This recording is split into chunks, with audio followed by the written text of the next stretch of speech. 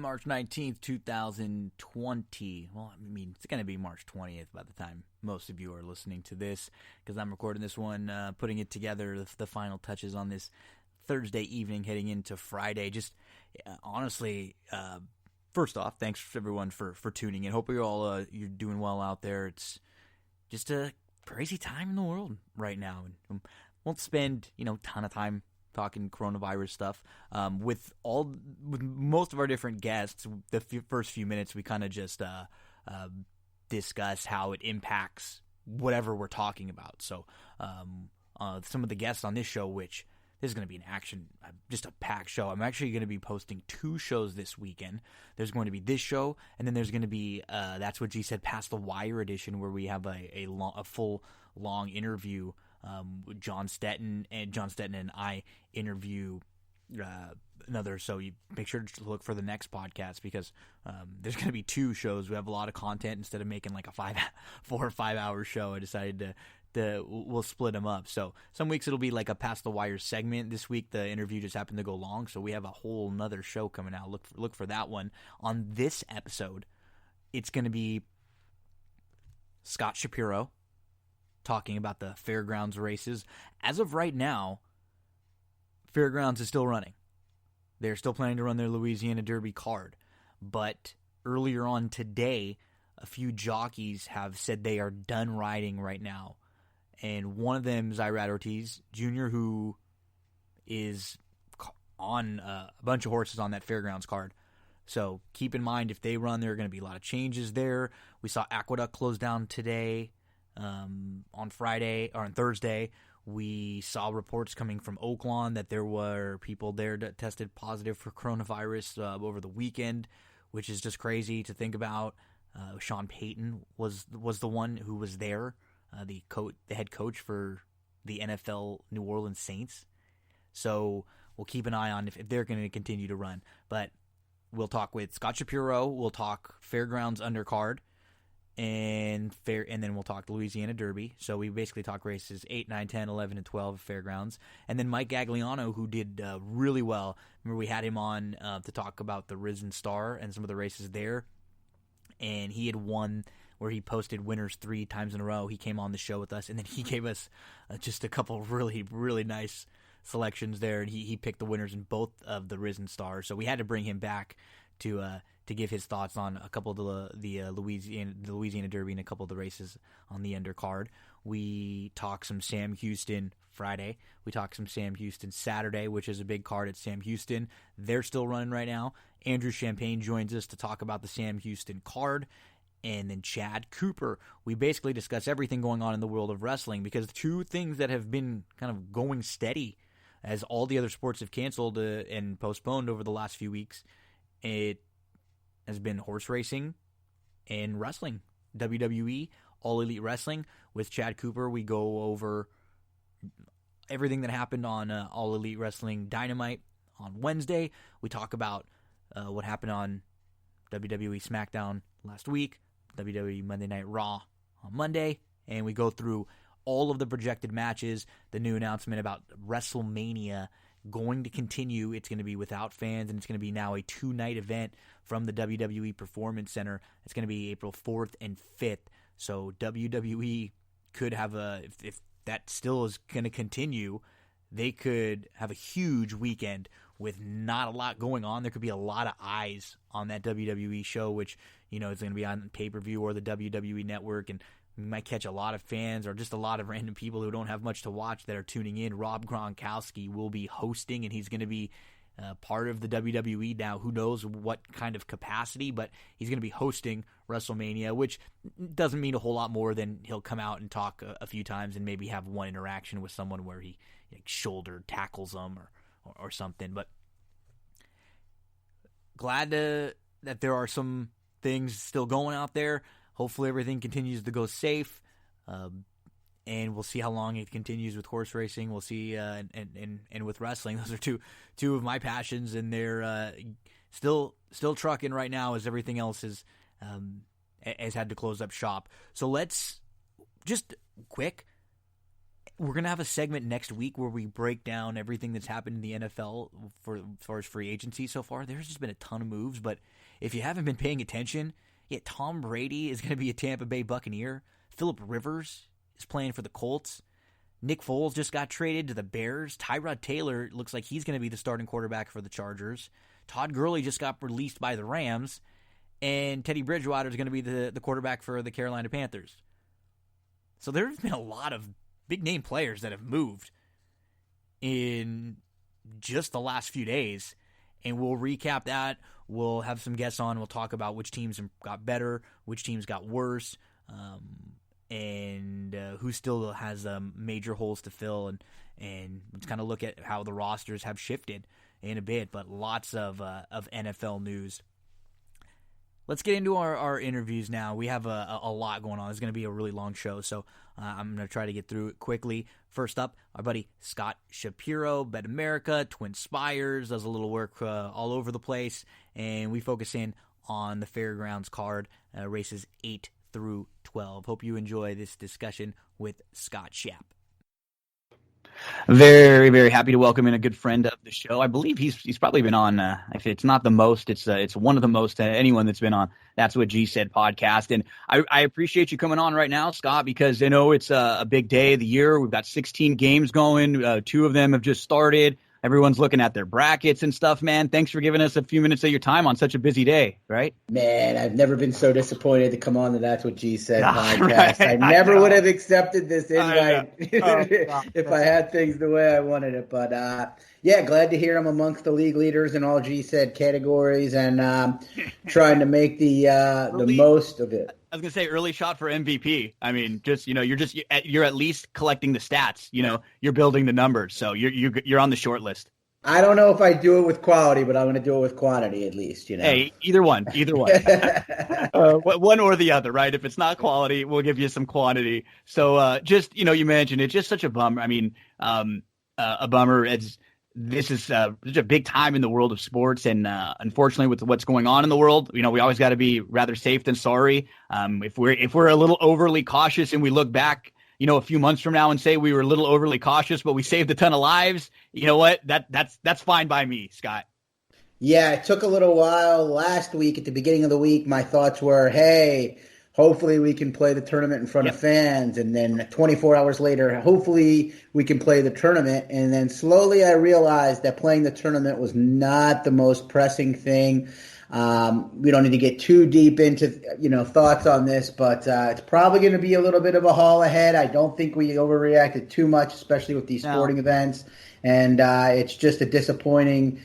You go through February, grind through at the beginning of March to get to this time of the year, which we love so much with the tournament, the Masters for me, and the Derby, and then to just have it squashed, and then to have to think about, worrying about lives and safety. It's just very, very tough to swallow, but we'll truck ahead and hopefully be better for it.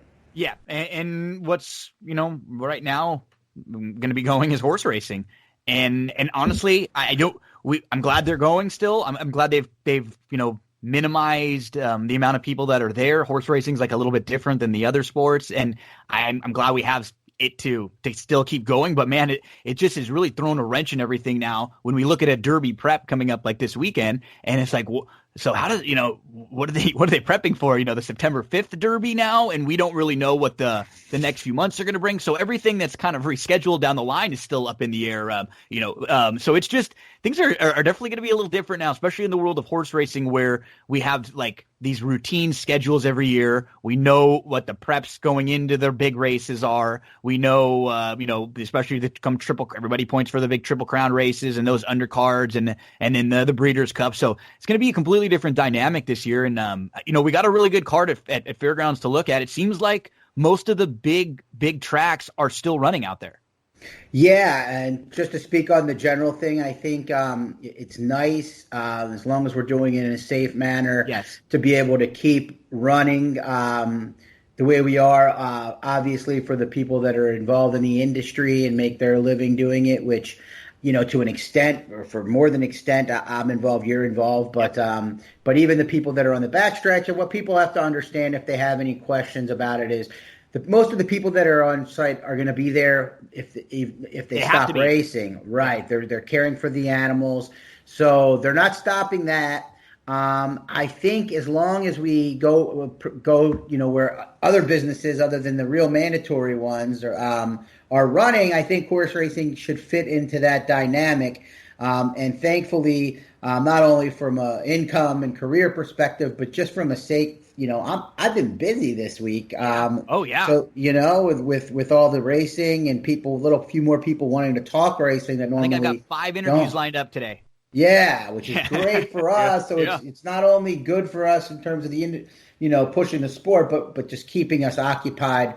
Hopefully we can keep doing it. We'll see how that goes, but fingers crossed. But yeah, like you said, a great card Saturday. And keep in mind, we think of these races as preps, but maybe a little less. But it is $1 million at Louisiana Derby, so I think people will be okay to win it, and in its own right as well. Oh, sure, and it's a really nice undercard too. You get that on these big fairgrounds days. Like they get massive fields. So even some of the before the races that we're going to look at, we're going to talk about races 8, 9, 10, 11, and 12. So if you're going to be following along, you can get your past performances out. We'll briefly hit on the races in front of the Louisiana Derby, and then we'll spend a little more time on the Louisiana Derby. But even there's some really good maiden races like early on in the undercard where you could definitely find some prices and some big fields. And I know just from following along with you on Twitter and stuff, you've been paying attention to these like Lecomte and then Risen Star Day. So we've seen a lot of these similar horses on undercards, at least a couple times now that we've been playing. So let's jump into race number 8.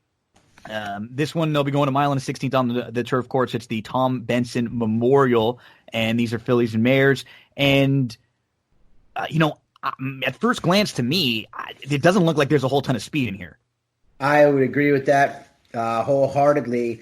And I think that points me to number 1, Dream Passage, who the last race, the Jersey Lily, I know you've been following Sam Houston on a regular basis. I haven't as much, but I did watch that day. That was the Houston Ladies Day. Mm-hmm. Much different pace scenario on that one. This horse didn't even, make the lead, had to work a bit to get there. There was a number of horses that tried for it and then ended up sitting off just off the pace and ran really well. Winning Envelope, who's also in this race, got a real good trip, and with the way the race shaped up, was in the better spot to win the race. But with the rail draw and the more favorable race shape, I think Dream Passage is the horse to beat and going to be tough to beat. Yeah, I'm with you. I just don't know who really is capable of going with this one early. I mean, you're just really hard pressed to find anyone that's going to be able to put the kind of pressure on. And so I think Dream Passage just has a major advantage, has that race under the belt now. A lot of times for a speed horse, that's even more important. For a horse coming off the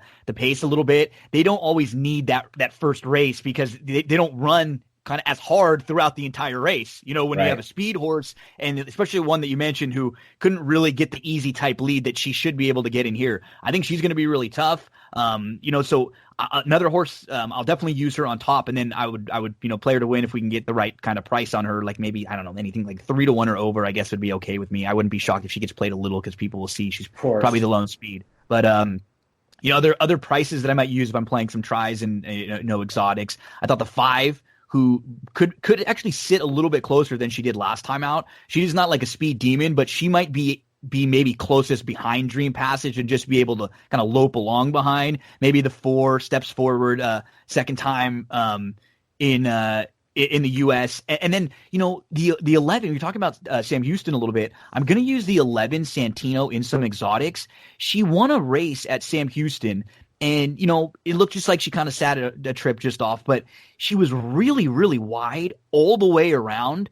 And it was just one of those trips that doesn't generally win on turf. It was like a very dirt kind of trip that maybe you can see win sometimes if there's like the inside part of the track isn't good. I just was really impressed by it. I kind of made notes on her to play back. I figured she'd come back somewhere at Sam Houston, and I see her show up in here. Don't really love the post, but I kind of, if she gets hooked wide, I just saw her get hooked wide. Probably not going to be as easy against better horses, but maybe one to use, especially if we kind of like key Dream Passage. So anything else in this race before we move on?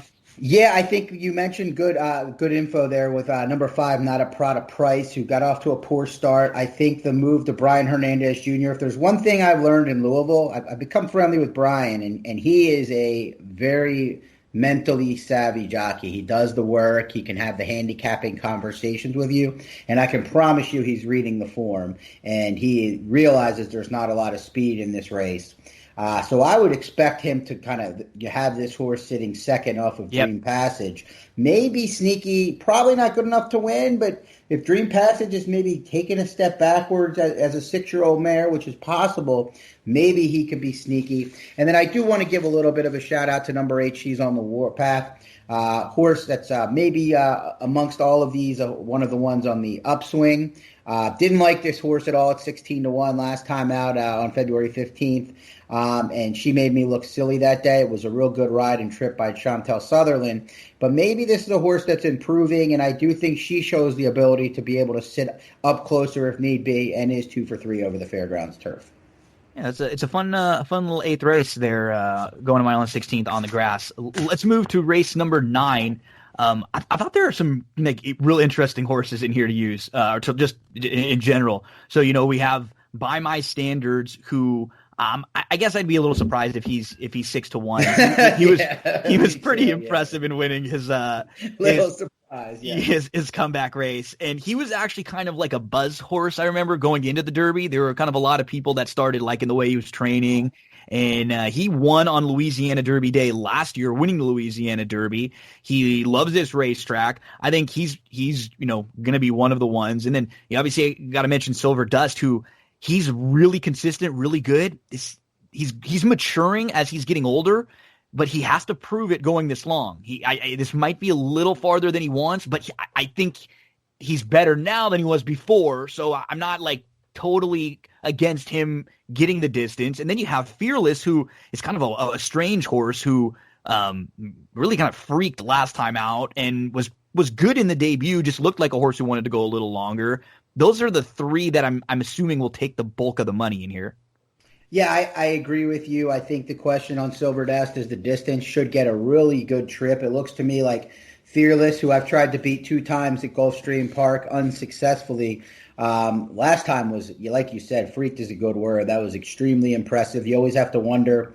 Well, first off, I mean, obviously this horse had issues. They spent $725,000 with no monster pedigree either. Right, and that's what's weird. It's just like a very plain. You know?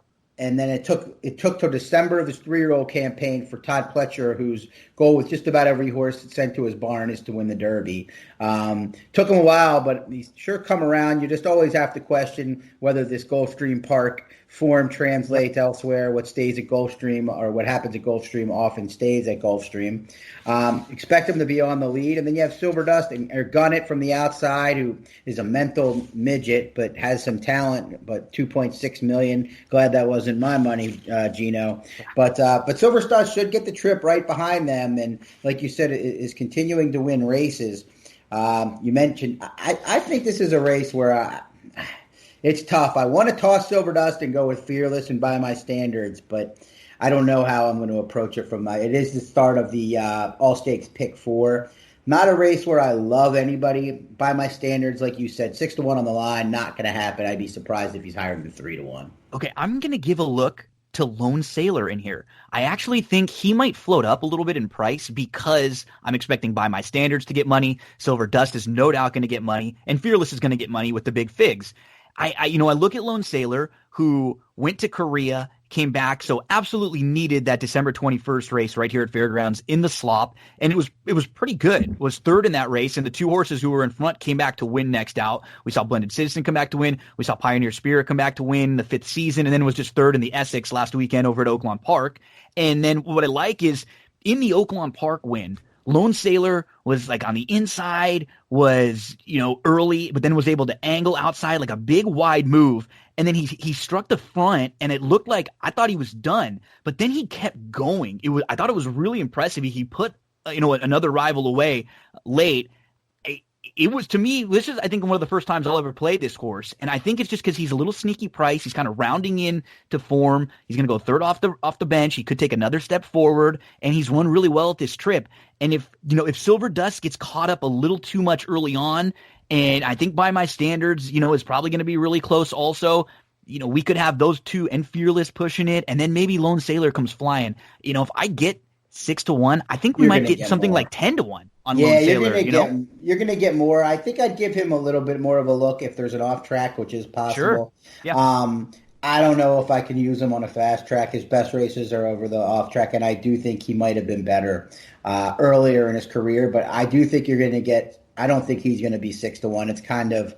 I hate to ever be too critical, but there's no way he should be the same morning line prices by my standards.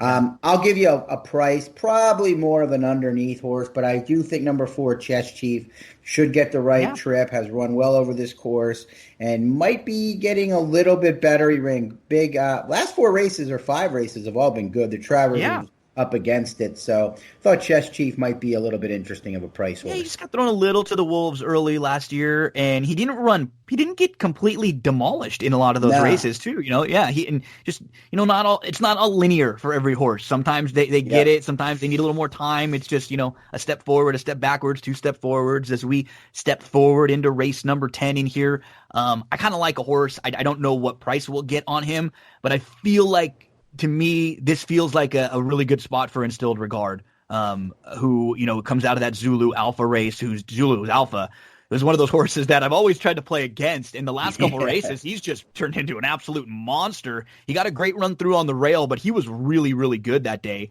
But I feel like Instilled Regard is raised his game since returning to the races in November, and I don't really love anybody else in here. So who do you look at, or who are a couple of the horses that you got your eye on in this spot?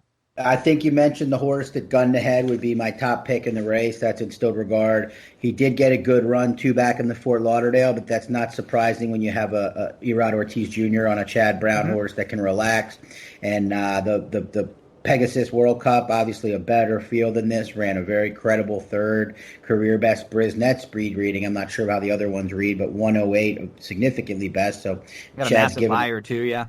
Yep, and Chad's given him almost 2 months to kind of recover from that, so I think he's a major player, if not the one to beat. And just a horse to keep an eye on. One horse to keep an eye on at a price is number 2, Aquaphobia. Looks a little bit slow and outclassed, but Mike Maker, we've seen it before. We saw it with Zul Alpha for one, but he can take a good horse and make them great when they're 2-turn turf horses. And when he dips in and spends good money like he did 62.5 for this horse, you got to take note. And ran probably the best race of his career. Got a real good ride and trip from Paco Lopez, but finished full of run that day at Gulfstream, and he ships him into Fairgrounds. He's not afraid to take a chance, but I think number 2, Aquaphobia, is a price horse to look out for. And then maybe, just maybe, the other Chad can be a factor in here. You get Rock Emperor. Obviously, something went amiss after the 2 races for him to have been on the bench after the Saratoga Derby. But he came here. He tried the two big races for 3-year-olds on the grass. Ran a good third in the Belmont Derby, won by Henley's Joy. And then didn't run as well as the favorite in the Saratoga race. But Joel Rosario is aboard, and maybe he's just along for the ride with Instilled Regard. But I don't know if I want to get beat by a Chad Brown horse that pays $20 or so. Sure, and that's in race number 10 there. As we move along to the 2 big ones, and he was mentioning Zulu Alpha as a horse that would try to beat for a while. The Finite is very similar, a filly that you always want to kind of find a knock for. I at least would, every time I tried to play against her and say, oh, okay, now she's going to have to deal with some other speed. She's probably not going to be able to sit off. Oh, okay, now I just don't think she can go this far against a better group. Okay, now she's going to face a really nice horse, so now and she just keeps winning and winning. And you know what? That last effort, that wasn't like some of her earlier wins either, Scott. That was like a really impressive step up, facing a little bit better and just really put him away. And she's drawn so well again in here. Like I can make a case for, 1 or 2 others, but they're probably the other logical ones that you look at. And she just really feels like she has such an advantage to me with that outside draw. Yeah, she's, I didn't really like her at all last time. I'm with you. I haven't tried to beat her every time, but I haven't bet her really with 2/5 at any point. Yeah. And that Silver Bullet Day off the bench, the 4-horse blanket, was extremely unimpressive visually, but maybe just wasn't cranked because that Rachel Alexandra, she stole all my money that day at 5-2. I didn't use her on a ticket. It was against her. Thought maybe she was a horse that peaked at 2. If she runs anywhere near that effort, they're not beating her, not close. And like you said, the outside draw with her tactical speed in a 6-horse field is advantageous. I guess if I had, Bonnie South to me could be a horse on the improve for Brad Cox. If you look at that last race at Oaklawn on February 15th, She Dares the Devil. That's another Brad Cox. Came back to win the Honeybee. Did so under Joe Talamo. So that seems like it came back to be a live group. And this horse could be on the improve. So, but like you said, I mean, you're looking at it, when you're going to try to beat a 3-5 or maybe use 2 and a pick 4, you want it to be a price. And this horse, you're going to get probably 1-2 on finite, and Bonnie South's going to be 4-1. It just doesn't feel like a good bet at 4-1 to me, because I think you're really expecting and hoping finite takes a step back, or else you're no shot. Yeah. I mean, I can't. I would use Tempers Rising last time out, and I think Finite's just been a little bit better, and she just seems to have such a tactical and like a pace advantage over her in this type of field. And then, so I guess for me, the one that I would look at, and if she's like 12 or 15-1, maybe I could use Stop Shopping Tammy as just she got money in her debut at Saratoga, and she was behind a very nice horse who came back to win a grade 1 in her next start. And then, something went wrong with her because she wasn't on the, in the races from August until February. She came back in February, and she was, handled very nicely. It's kind of like they handled her like they thought she was the best. It was pretty impressive. It was well measured. So maybe she can get in front of Finite and get a couple lengths on Finite, and then that's how Finite gets beaten here. But I'm not really going to be trying to beat her, like I said, unless I can get maybe double the morning line on Stop Shopping Tammy or something. Yeah, you make a good point about her taking money, but just for those that aren't familiar with Kentucky racing, which is where Phil Bauer is stable most of the year here, Rigney Racing is Rigney has done very well for himself. He has a lot of horses. He uses Phil Bauer exclusively. He likes to gamble. Put a few bucks on through the wickets. Yeah, so always keep an eye on, especially if you're someone that looks at early money. Sure. Because he puts his money in, I think, and goes home or goes about his business or whatever. Goes home is pretty like 1990s. Yeah, right. goes about his business. But so he obviously thought this horse had some ability, and it's clear that they've handled her with care, and she's a tap-in, and there's certainly some upside here, but the one angle, seeing that she took money to me, might not be. I see it's rigged. Yeah. Normally I would, I love that angle with maidens that take money in their first start, show a little, but they have to grow more. I love that angle, but with the Rigney, you got to be a little careful. That's a good point. Very good point. And Finite will be really, really tough in this spot, and she's just stamped herself as right up towards the top. There are a couple quality fillies out there. It looks like now British Idiom, who we kind of would have expected in this spot, was going to go to the Ashland, and now with Keeneland canceling their meet, I think she's going to be rerouted to the Fantasy at Oaklawn. So we'll see her coming up at Oaklawn Park as they continue to run. And now we move into the Louisiana Derby, and we had two. In the prep race for the Louisiana Derby, which was the Risen Star, we had 2 different divisions of the Risen Star. So there are going to be 3 horses in this field that come out of the division that was won by Mr. Monomoy, and there are going to be 6 that come out of the division won by Modernist. We'll just kind of go inside through outside and give a thought or two on each horse. We'll start with Major Fed, who I needed him badly. I was closing exotics with Major Fed and with Mailman Money. And I just the way Mailman Money loomed up and then Major Fed, I was not a fan of Modernist. So I just kept assuming he was going to come back to them, when they loomed up. And, he wasn't bad. It was a fine second. Modernist just kind of fought them all off. He was a little bit better that day. I will say that of the 2 divisions, I definitely thought that the Mr. Monomoy division was much, much tougher. So, the 2 inside horses, they weren't too far from each other, Major Fed and Mailman Money. Of the 2 of them, I much prefer Mailman Money. I thought, he had a little bit of trouble in his race. He kind of got bumped, and he got crossed over on. He kind of got beat to a spot, and then he was forced a little wide into the turn, so it wasn't like the easiest early. It was really eventful. Like, he was bumped, then he was inside, he was outside, he was kind of back and forth. He settled 6. It was one of those like big derby prep race kind of trips where he's all over the place, and I thought he handled it pretty well for his first start, going 1 mile and an eighth. He was looming up, and I thought he was going to win the race when he started, when he angled out and moved around. I just figured the 2 to his inside were going to stop, And I like him a little bit more now, kind of going second time a little bit longer. So of the two inside horses, I definitely prefer the two, and I might actually make him my top pick in here. Well, we're on different ones then. I prefer Major Fed. Nice. Good. I saw the trip. Well, let's talk about Yasiel Puig. No, I'm just kidding. Mailman Money to me, a little concerned about the mile and 3/16 a little more. I did see the trip was wide into the first turn and a little bit adventurous. I did think Gabriel Saez did a good job of finding an inside spot from the outside draw and did loom up. And my concern is maybe he isn't just a mile and 3/16 or a mile and a quarter type horse, might be better. And I know that he beat Stablemate Digital in that first start in the slop at Churchill. Digital was highly regarded, still is. And they were surprised by the fact that Mailman Money won that race. Yeah. And then he came back, and that race was washed off the turf on January 12th. So while he dominated, it wasn't a very good group and some horses that were meant for the turf. So Major Fed to me, I think, is a horse that will improve or continue handle the mile and 3/16 well. I like the inside draw. I think this race, the race shape's a little better for him with Modernist last time and NY Traffic running first and third. I thought he was a little closer than he wants to be. I think he would rather make one run from a little bit further off the pace.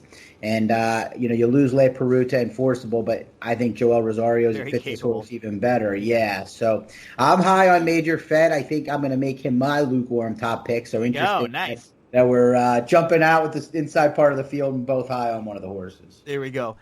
Man, I would really like Wells Bayou a lot in here if it wasn't for the presence of New York Traffic. And I don't know if Modernist is quite as quick as them. Like, I know he battled from the inside. That maybe was more so of like post. He's got to go, and he kind of kept up with them. But I think New York Traffic is pretty darn quick. And I thought Wells Bayou actually ran pretty well in the Southwest. And he was trying hard all the way. Silver Prospector got a great trip kind of angled around him, but and he's the inside most of the speed. So he could maybe get to the lead and secure something. I just don't know how hard he's going to have to work and go, but I think there's some ability here with this guy. I'm kind of keeping my eye on him for like down the road. I agree. It's hard not to be impressed. He's got two big Brisnet speed rating numbers. He's run over the slop. He ran well over the fast track. He didn't stop despite Silver Prospector running by him. He fought to the wire, like you said.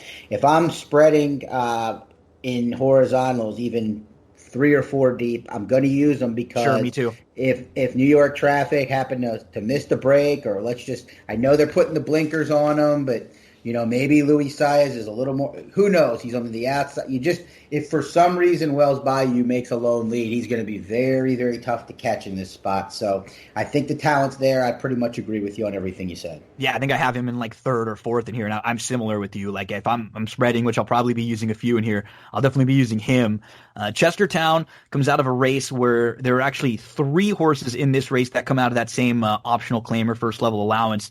And it was Shake Some Action, Chestertown, and Sharecropper, who were all in there. Chestertown, he did have some trouble. He was off slow. He saved some ground. He wanted to go, but he was kind of, inside. He moved to the 2-path in between. Then he got surrounded on all sides. He had nowhere to go. He did show, big strides late. He was up for a really tight second, but he's going to have to take another step forward in here, no doubt about it. Yeah, I mean, he's been a money burner. He's a $2 million purchase. I know he's burned a lot of people. He burned a lot of people's money so far. He burnt the West Point Thoroughbreds in Broman with $2 million. I don't want to say he burned. He still has upside. Sure. And then he's been 6-5 or under, or no, 3-2 or under in 4 races with just 1 win. I guess you have to assume that there's some upside here, but he's a horse that I'm willing to let beat me despite having trouble last time. I think he's probably a cut below these. Yeah, I can't say a whole lot about the Louisiana bred Social of Fleet, who just won against state breds on February the 29th, would really need to step up against this group. Yeah, he's I've seen Dallas Stewart pull some rabbits out of his hat. This would be one of the biggest rabbits. Yeah, I agree. And then you have Shake Some Action, who he won that allowance race, that optional claim, or that Chestertown was second in, and he was pretty good that day, but I think it's kind of similar. Like, he won. Chesterfield was probably the best. Chesterfield. I don't get Chesterfield. Chestertown. I was like, where am I coming up with Chesterfield? Chestertown was probably better in there. So I kind of feel the same way with Shake Some Action. Like, he's stepping forward. You know, he can continue to take another step forward. He might be a horse that gets the benefit of a trip and could maybe pick up some pieces, but he would really have to improve, I think, to be like in top contention here. I'm with you. I think that was the race where you and I both liked that, maybe that Amos stretching out that was supposed to make the lone speed got hammered down to 2-1. I think the race shaped up for these horses, even though Chestertown didn't have a good trip. They both kind of got the right flow of the race, so they're going to need a lot of things to happen to me, Shake Some Action included, to be at the wire. And then right next to him is the horse who was fourth in that same race was Sharecropper. Same thing for me. He kind of tracked nicely behind. He couldn't get through. He was kind of begging out for room. He didn't have a whole lot of room, so he did have some trouble, but same type of thing. I think he's just going to have to make too big of a step up in here to really contend. I'm going to go the other way with this horse. Nice. He's going to be an underneath key horse for me. He had legit trouble. I feel like it might be a little much, but he did have trouble. He did. So you can toss the first race to me. 7 furlongs, too short. Didn't take money for Al Stall at Churchill. That was a good field at that point in time. You had a next out winner in Necker Island. Lynn's Map was a good 2-year-old for Cassie, who was also in this field, hasn't stepped forward.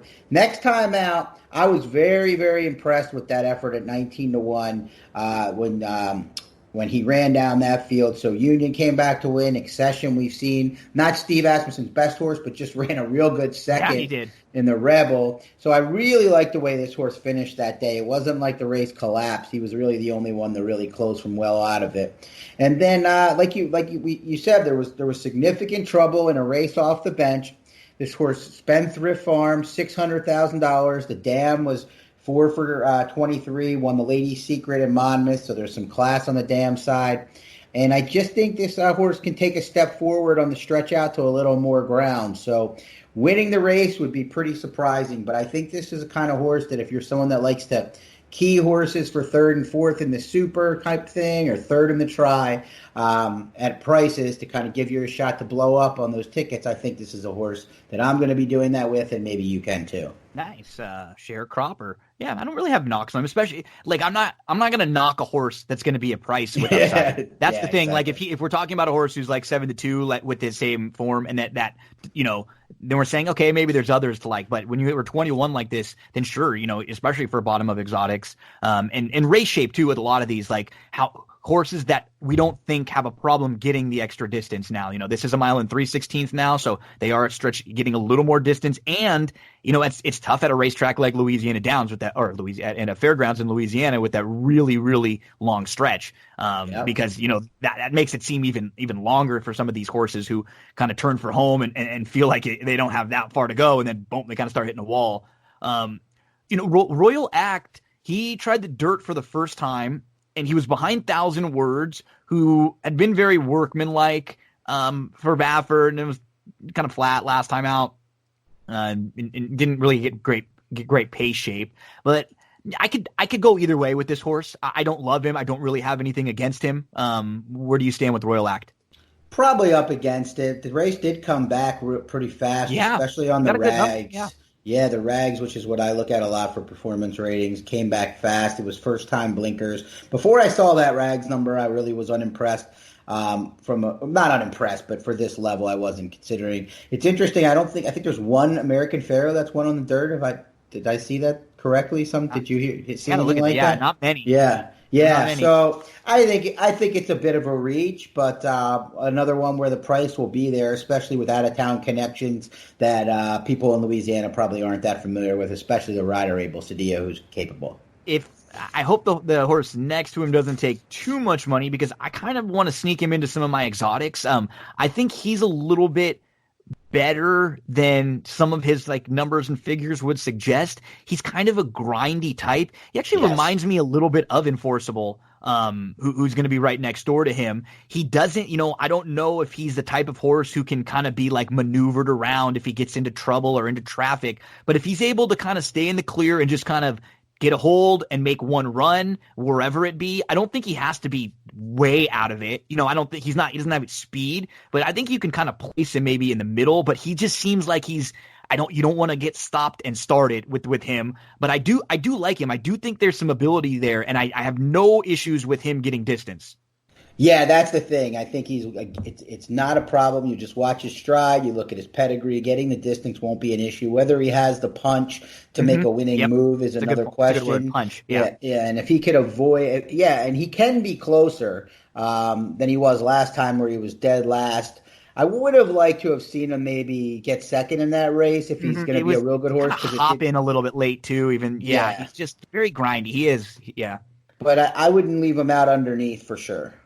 So I love Enforceable in that, and not necessarily as a horse to bet in this race, but I've got him in a fantasy league, and he's just like a perfect horse to have in some situation like that, because I know what I'm going to get from this horse. He's going to take back, he's going to make a late run, he's going to pass a bunch of horses late, and if they go quick enough and he gets the right kind of trip, he can win. But he's not really a fun or sexy horse to bet on when he's going to be one of the shorter prices, and he probably needs things to really go his way. He's just hard for me to completely dismiss him, because he's another one who I think the longer they keep going, he's going to probably at least stay at this level or continue to improve, where other horses might start coming back.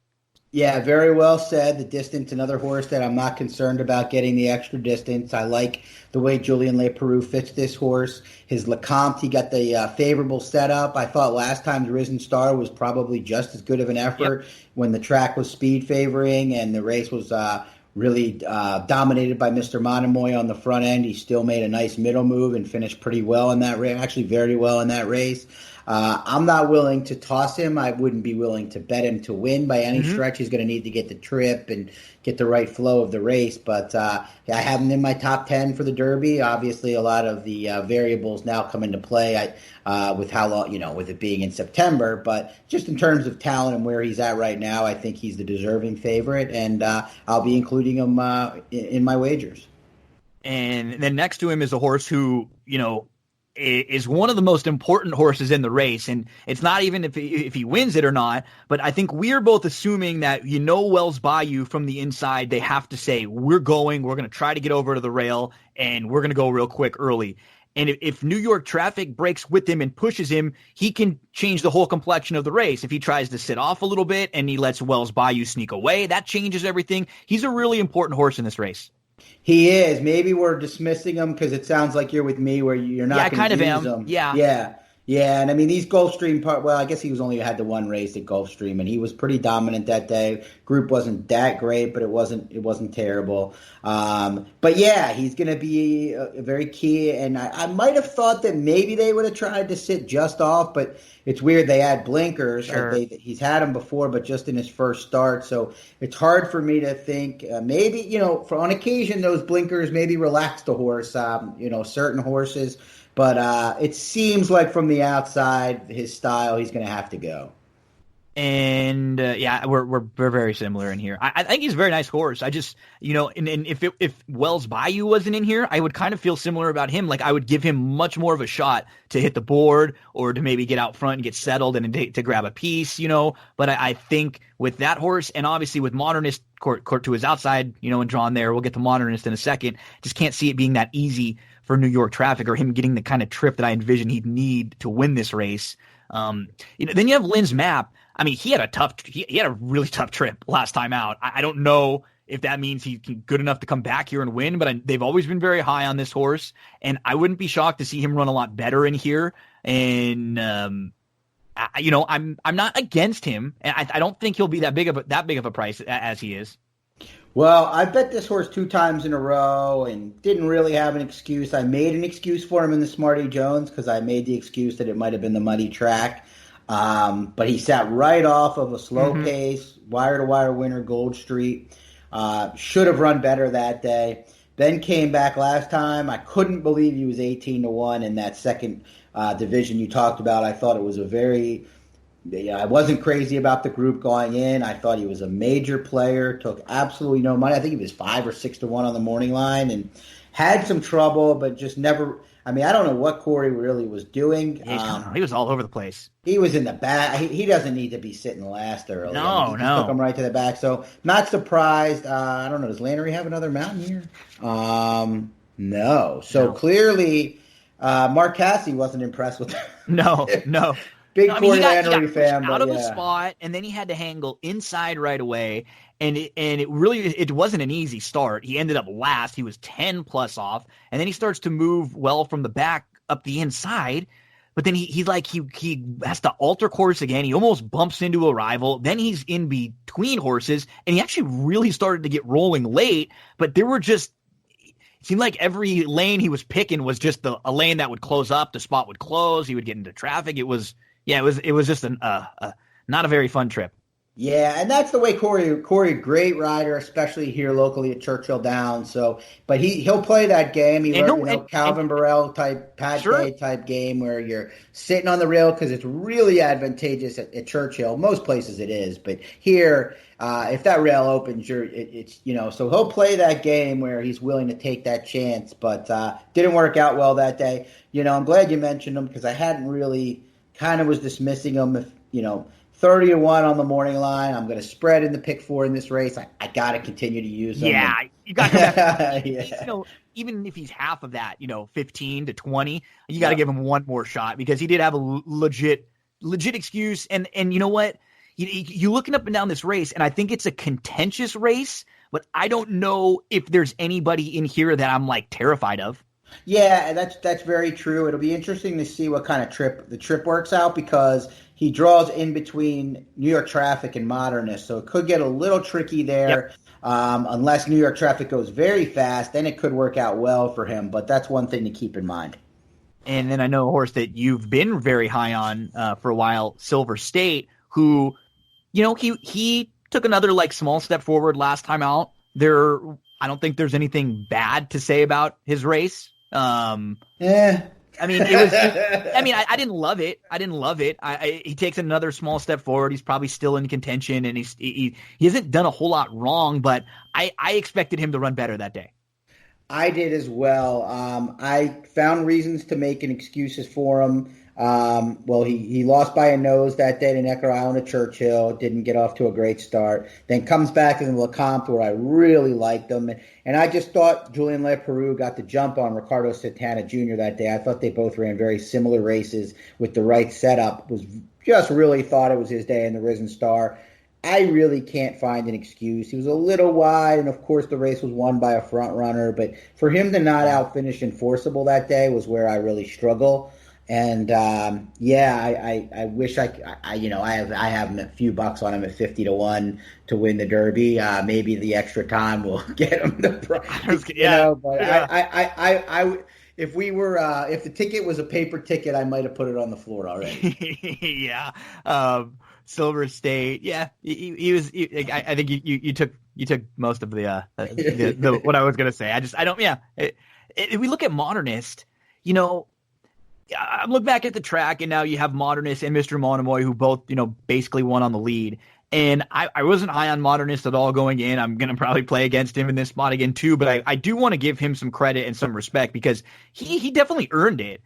He was battling from the inside throughout, which is not an easy spot to be. He was, in that spot where you're about a half length to 3/4 of a length behind the horse who's on the outside of you. That's New York Traffic that's pressing you. And then you kind of get down in the rail. It's very easy to get kind of crossed over and shuffled back. And he kind of just stood in there and he put that one away. And I thought, at first that Mailman Money was going to go by him.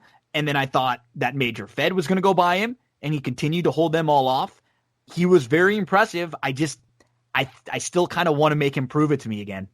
Yeah, well, there's some things to point out. I think the distance, another horse that shouldn't have any problem getting the extra distance. He broke the maiden at 1 1/8, and then he won again at 1 1/8. Not worried about that. I think the big question for Modernist is, can he relax just off the early leaders? Because I don't know. I'm not convinced that he has to be on the lead at all, even though it looks like it in the form. Because both those races he drew the rail at Aqueduct and Fairground, so it kind of forced a hand, kind of like we're talking about with Wells Bayou being the inside speed. It doesn't, you don't really with young horses that have tactical speed. You kind of have to go. But now with this outside draw, third off the layoff, he's got some seasoning, especially last time, like you mentioned, showed some grit in that race. If he can relax just off of Wells Bayou in New York traffic, he might be very tough. He's got ability. He really does. Yeah. Yeah. So that's where I'm at with Modernist. I think the price would be key if you're a win better. You want to get at least a morning line. I think you probably will, because you're asking for an if. Can he win relaxing off the pace? I think he can relax. I don't think that's the issue. No, I agree. I think I just don't know if he can pass. The rail. A lot of times, when you see horses that show speed from the rail, it's because they have to. They just got it. They have to get into a good spot, and you end up right there on the lead, and it's like you just got to keep going. And he was good. He was just really good. He put away. He at least 3 challenges, maybe 4 that he had to deal with. He was definitely the best horse in that race. So I really don't have any knocks on him, but I like this race from you can make cases for many in here. Yeah, fun race to talk about. Yeah, it really was. And so for you, you kind of give us your overall, like, who you're going to play, kind of how do you stack this race? Well, I think from the pick 4 standpoint, I'm going to use a few of them in here. I haven't figured out exactly. I'm going to probably end up singling Finite, so probably going to try to leave out the Enforceables of the world, even though I know he can beat me. I just don't want to play a real big ticket with favorite after favorite after favorite. Yeah. Right. So he can win. If you're playing a ticket where you're not using Finite, I would definitely use Enforceable. But the horses that I'm going to use are Major Fed, Wells Bayou, Sharecropper, Lynn's Map, and Modernist. I think that would be as deep as I would go from the win perspective. And then from a in-race perspective, like I said, I'm gonna try to get Sharecropper. I'm only using them horizontally because of the price. Same with Lynn's Map. But from a in-race wagering perspective, I'm gonna key Sharecropper in the back spots of the exotics and use those same horses I mentioned on top, and then use the Enforceables, Portos, and Silver States along with the other horses that I mentioned in the other underneath slots. Scott Shapiro, okay, you've already given me 45 minutes, but before I let you go, I just have to ask you one small thing. Man, the NFL, while everything else has quieted down and been slow, the last few days there have been tons of moves in the NFL, which you just generally don't see. It's not like basketball or even baseball sometimes in free agency. Like, you just don't see the big name players moving as much. In the last few years, they definitely have. I mean, we've got, Brady to Tampa, Phillip Rivers to the Colts, Nick Foles just got traded to the Bears. There's a lot of moving pieces right now. What's just like 1 or 2 things that sticks out to you? One, I wish I could trade with Bill O'Brien. Right. Wish I could DeAndre Hopkins, please. Yeah. Yeah. I mean, that's the kind of trade where I don't play video games much anymore. Not that I'm against them, just don't. But I could just picture like a Madden or something. You try to make that trade and it declines it for you because it's too joke unfair. Is that people wouldn't have allowed it in a fantasy league. Right. Exactly. Like we would have all vetoed that thing. No way. That guy, DeAndre Hopkins is a generational type receiver. And I think he's going to really help out Kyler Murray. So that'll be a fun offense to watch. Speaking of fantasy, the Brady deal probably makes the Bucks better. But man, I have Chris Godwin in a dynasty league, and it doesn't help Chris Godwin as much as it might seem like it. No, I agree with you. Yeah, Winston was such a good quarterback to have for a guy because he made so many gutsy decisions, right? And Brady's going to be more calculated. I didn't like the Phil. I'm a closet Colts fan a little bit. I am too. Yeah, I kind of am too. Yeah. I've always been a massive T.Y. Hilton fan, and the games are on here a lot because I'm only a couple hours away. Don't like the move with Phil Rivers. I don't really see it as an upgrade from Jacoby Brissett, and maybe I just can't see how he returns the corner. He's so immobile. Yeah. So I don't know if I really like that move. And Teddy Bridgewater was another big move. Yeah. The jury's out for me on him as a real franchise quarterback. I think it's easy to come in. I think it's easy to manage an offense like the Saints with Sean Payton. Obviously, the coaching changes there will benefit the Panthers' offense with Brady and Rule coming in. But I'm not so convinced that Teddy Bridgewater is a top 15 type quarterback either. So I guess that's some. Oh, and the one last thing, I guess the Eagles brought in Darius Slay short time ago. I think him along with Hargrave, I'm going to be bullish on the Eagles again after they let me down last year, but there were injuries concerned. Yeah. And I It was think kind of like a put a line through that race performance from them, yeah, like legit excuses, stumbled at the start a bit, traffic trouble. Yeah. yep. So Scott Schaap, give us your plugs, Brisnet, Twin Spires. We could find you online. Let us know what you're working on and where we can find all the good social media. Yeah, it was great talking through this tough time. Happy to come on with you. My Twitter is at Scott Schaap 34. I'm doing a lot more writing on the Twin Spires blog right now, with racing being the only thing going on. So a lot of articles on just even the weekly cards on there. I usually just stick to the Derby and stake stuff. And then I do the Who Do You Like podcast, which of course you've been on a couple times. Gino did it this week, also talking about these races with my colleague Ed DeRosa. We'll be looking forward to having you back on there soon, and doing a little bit of stuff still for the Bet America side of things, but obviously with the sports slowing down, more focusing on the racing on Twin Spires. Awesome. Scott Shapiro, buddy, thank you so much. We'll be following along, and we'll be talking to you soon. Good luck this weekend. Good luck, buddy. Be safe. Thank you. You too. That's our good friend Scott Shapiro. We're going to take a quick break, and we'll be right back here on That's What G Said. Big thank you to Scott Shapiro. Make sure to give him a follow there on social media and check out his podcast. It comes out every week, the Who Do You Like podcast.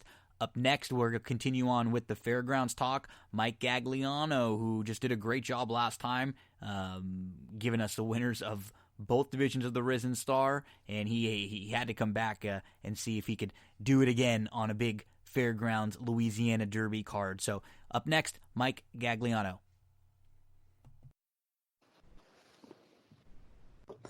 Our next guest is actually back by popular demand. I had a few people asking if Michael Gagliano was going to join us again to talk about the big races at Fairgrounds, because on Risen Star Day, Michael gave us the winners. It was at least of both of the Risen Star races. I think you gave us 3 or 4 races in a row, because I know you were you were high on Finite also, and it might have been like 4 consecutive races that you gave us winners, but no doubt about it, you gave us Mr. Montmoy, you gave us Modernist. We're not talking about 3 to 5 shots that win. Mike, great job last time, and thanks for joining us again. Thank you so much for having me. Yeah, I believe Mr. Monomoy and Modernist was at least 6 to 8 to 1 that day. Yeah, I think Monomoy was like 7 and Modernist was like 12. Yes. Yeah. That was my top pick each. And you were just super confident on both of them.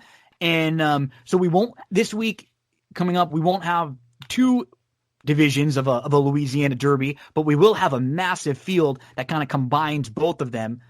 We'll get to that race in a minute. Before we hit that, you have a couple thoughts on some of the undercard races, right? Yes, sir. Race number 9, the New Orleans Classic, a mile and an eighth on the main track. I'm going to go with top pick number 3, Fearless. Red Ortiz Jr. for Todd Pletcher, won by 8.5 lengths, first time stretching out, second career start. The layoff does concern me. I think it's going to be like around 49 days or so. I do like the 48 and change workout at Palm Beach on March 14th. So that's going to be my top pick. I'm going to use Silver Dust underneath. Won the mine shaft, comes off the pace. It beat Gunnet by 3 4 lengths. 94 buyer last race. Sharp work, full furlong work, 48 flat, March 14th at Fairgrounds. And then my price play will be Gunnet. Finished second, as I mentioned, to Silver Dust in the mine shaft. Early speed, can come off the pace. Asmussen's Ricardo Santana. So I'll go 3-6-9 in race 9, New Orleans Classic at the Fairgrounds. And then in race number 10, this is a fun race. Mile and an eighth on the turf course, the Muniz Memorial. And then we have one of the probably one of the most popular favorite horses for the folks at Fairgrounds, and that's Synchrony, who's a really nice horse for course, who made his first start of the year last time out, and he came closing to finish second behind Factor This. Yes, I'm actually going to go against Synchrony. I'm not going to use him in my top 3. Nice. Got to take a swing. Top pick will be Instilled Regard. There we go. Yeah. This one I like a lot too. Yeah, I read Ortiz, Chad Brown, all 5 career turf races in the money, 3 shows, 1 win, 1 place. It's coming off the 3rd at the Pegasus World Cup, huge drop in class. It won the Fort Lauderdale at Gulfstream, and then it also has a win at the mile and the eighth distance. And then my second pick is a horse you should be very familiar with last time out is Dot Matrix. Yeah, Sammy Houston shipper. Yeah. The JB Colony stalked too wide.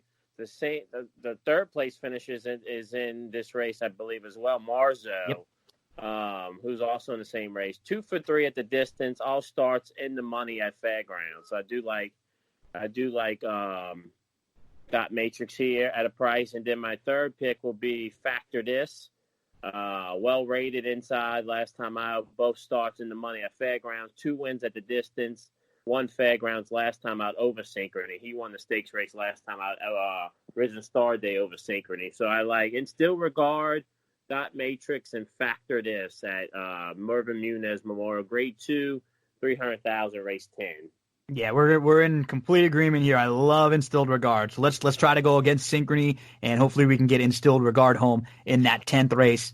The 11th is the Fairground Oaks. Finite's going to be really tough in there, and probably just a very, very short price, not a race we have to really dive into. But let's jump into the Louisiana Derby. Now, this is a big field. There are many horses you can make a case for. Unfortunately, Mr. Monomoy has had an issue, so he's not going to be in this race. And I mean, who knows what that means for the Triple Crown Trail now that the Derby's being bumped back. Maybe he does get an opportunity to come back into the mix.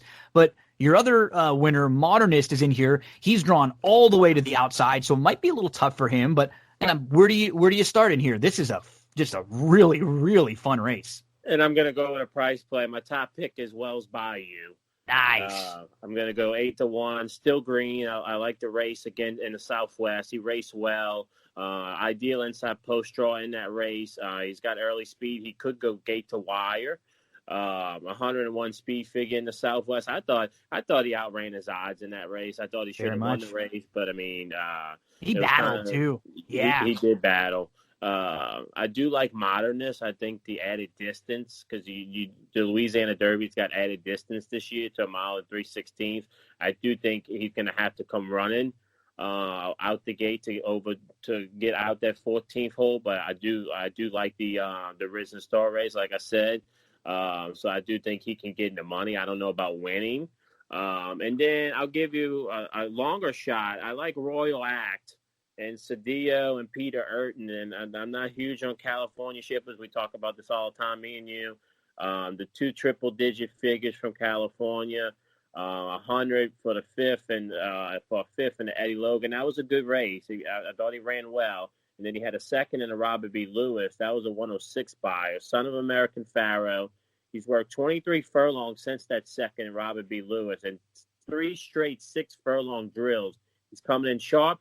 Abel Cedillo, very, very good rider coming in from California. And I'm going to tell you, Peter Urton wouldn't just send a horse to Fairgrounds if he didn't think it had a shot.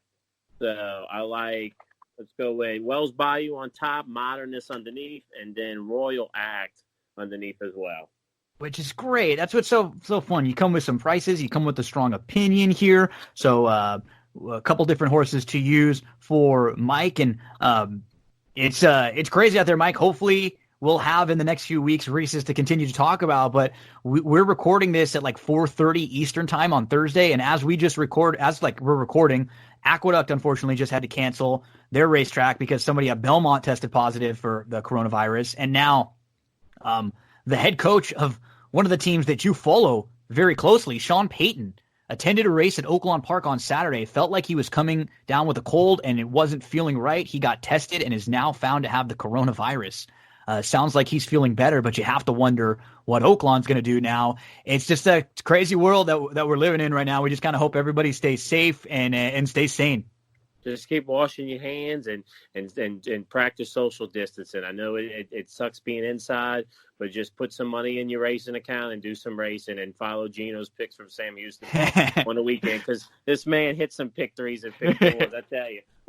We've had a good meet. It's been a good couple months. I always enjoy talking racing with you. We go back and forth on Facebook messages a lot about the different race cards and different weekend stuff. And you're a good friend, and we always appreciate you having you on here on That's What G Said. We knew it was just going to be kind of a quicker talk this weekend, so because I have a lot of guests on, and you just kind of came in to give. We had to bring you back since you did so damn well. But next time we have you on, hopefully we'll be able to talk about more sports. Hopefully it'll be at a time when we can talk about There's a lot of fun things to talk about that we have, right? We could talk about Lakers and Pelicans, and we could talk about the Saints in football, and we could talk about all sorts of different things, Green Bay and their year last year, but it's just, it's a bummer. There's not a whole lot to talk about right now but the races, and we appreciate you focusing on those with us. Yes, sir. Thank you for having me, and good luck this weekend. Mike Gagliano will, Mike, real quick, before we let you go, let us know, where can we follow you on the social medias? I'm Michael Gagliano on Facebook, and then on Instagram, Mike Knows 30. And I'll also be trying to get my podcast started within the next month. A lot of things going on right now, unfortunately. Yeah, looking forward to that. Don't feel bad about it. This is a crazy time in the world right now. Everybody's kind of just backed up and kind of probably behind what they had planned. So we'll keep enjoying the analysis that you provide for us here on That's What G Said. Good luck this weekend, buddy. Hopefully everything goes well for you. Thank you so much for having me. Mike Gagliano. We'll take a quick break here on That's What G Said, and we'll be back with more.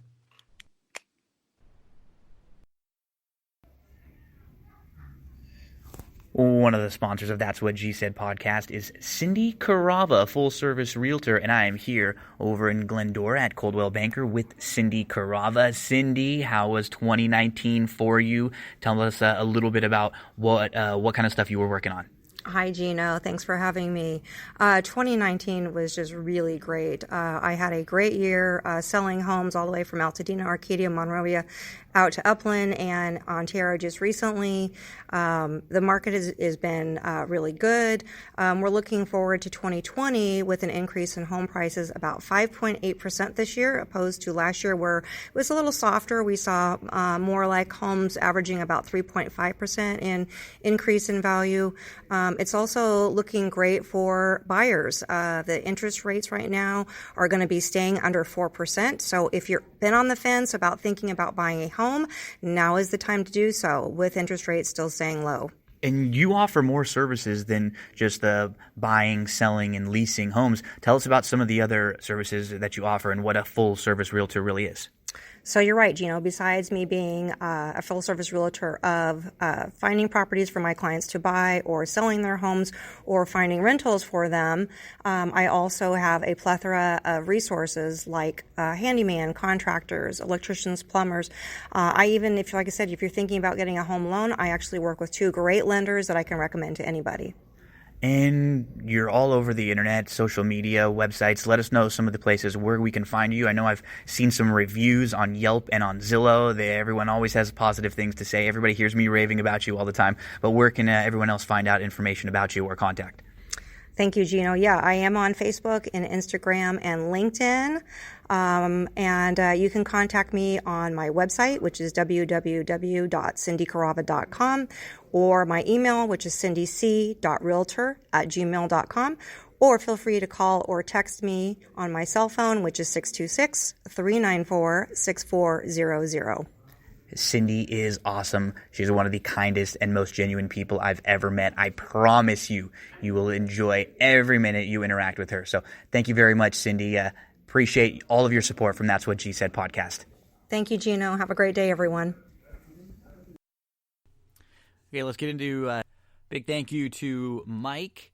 And you've heard him a few times on here now, and he does a good job looking at the races there. So we'll see if he can keep the magic going. Let's get through my plays real quick for Fairgrounds for Saturday. We will start in race number 2. I'm going to go with the 4, Well Respected. This one just completely missed the break in her debut. She was 10 plus off. She stayed inside, and then she was in between, and then she was out wide, and she ended up finishing not far out of second. It was a pretty solid effort. And then most recent start, she again had a slow start. She was 6th, she was 7th, she was about 10 lengths off. She moved into a tight spot late. That cost her a few spots. She finished 7th. It would have looked better. She might have been able to finish, like 4th in there. She's going to stretch out now. I think she'll be much better going a little bit longer. I expect a nice improvement race here from Well Respected, one that I think they've expected a little bit more out of Well Respected. We'll play this one to win if we can get anything around 6-1. That's in race number 2 at Fairgrounds. The number 4, Well Respected. Let's go to race number 4, and I'm going to go with the number 7 in here, Spanish Kingdom. I played him last time out. He's going to take the blinkers off today, and he was in a little tight going into the first turn. He had to take back. He was forced wide. He was 3 deep into the turn. He was 6th. He settled into the 2 path, and then he was again wide when asked. It just wasn't a great trip. You're going to get a rider switch. We'll see, because like I'm kind of just playing all these riders by ear at Fairgrounds now. And I think he's going to be set. He can sit a little bit closer if he has to. So Spanish Kingdom going to be the play for me. We'll make a win wager on this one if we can get anything around 9-2 or so in race number 5. No. I don't have a play in the 5th. I do have a play in the 7th. So that's where we'll go. Let's go to the 3. Amani's Eagle. He was a step slow. Then he rushed up on the inside with good speed. He was right up on the heels of the leader. He wanted to get off the rail. He just had nowhere to go. He got shuffled. He lost ground. He tried to come on again down inside. And that was, going 6 furlongs. Now he's going to stretch out, and, Johnny V's jumping aboard. Let's go with the 3, Monty's Eagle. We'll make a win wager on this one if we can get 6-1 or so. Let's go to race number 8. And from here on out, these are a lot of the races that we talked about with Scott, and we talked about some of these with Mike too. We'll just kind of briefly mention who we like. I'm going with the 1, Dream Passage. If we can get anything around 3-1 or so, I think it's fair value. And if you want to play some exotics, I would use the 1 along with the 2, 4, 5, and 11. The 2, Fullness of Life, just needed the race, big step forward coming, and others are logical. We mentioned, reasons why we like these with Scott. Lone Sailor in the 9th race. I'll play this one if I can get, that price is good. I think he's going to go up. 5-1 seems fine to me, but I think he will go higher in here. And, I will... The 6 and 8 to me are the logicals in there along with him to hook up. I'm okay with maybe taking a swing against Fearless if you want to. In the 10th race, Love Instilled Regard. I think he'll get played a little bit. Anything over 5-2 to me sounds really, really good. And in the 12th race, no play in the 11th. Finite's going to be really, really tough. As I mentioned, if Stop Shop and Tammy, is around 10-1, maybe even higher than that, and maybe I can make a case for putting a few bucks on that one. But in the 12th race, let's go with Mailman Money. He... just to kind of reiterate why I like him in this spot in the Louisiana Derby. The distance concerns me a little bit, right? Maybe this is a little too far for him, but I think going 1 mile and 1/8 last time out, he had an eventful trip, and then he loomed up, and I think that's what kind of took it out of him late, and that's why he was a little bit flat late. I'm going to give him another big shot in here, and Mailman Money will make the top selection, but as we discussed when we went through this field horse by horse by horse, I don't know if the Derby winner's in here, but there are a lot of horses you could make a case to bet in this race, and that's what a good race is all about. Good race doesn't have to always be 10 Grade 1 winners. So a good race is a contentious, good betting race where you can go many different ways, or maybe there's a vulnerable favorite that you feel is going to take a lot of money and you can go elsewhere. And here, there's not going to be anyone that takes a ton of money. It's going to probably be very well spread out. So let's go with Mailman Money. I mean, Scott mentioned Major Fed as someone who we like. We've had a couple people I've talked to that are really high on Wells Bayou. I thought the 10 enforceable is one that you have to use in the underneath with exotics. I like the 9 Portos is like a horse who can keep grinding. Think about how many we've mentioned right there.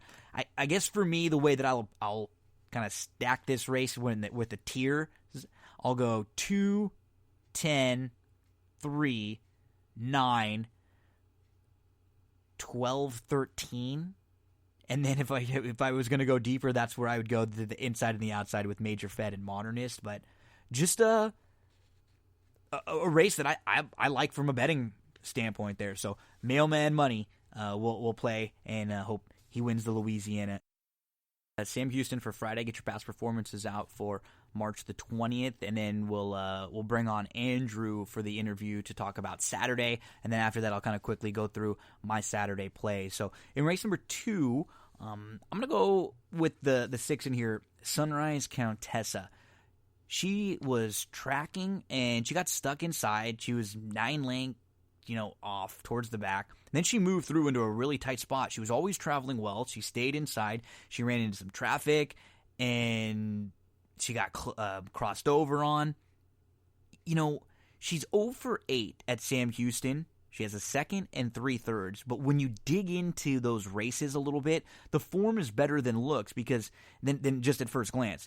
There are a couple races that were right before layoffs, which you can usually make excuses for. And there was another one that was in the slop that she just kind of never really got into it.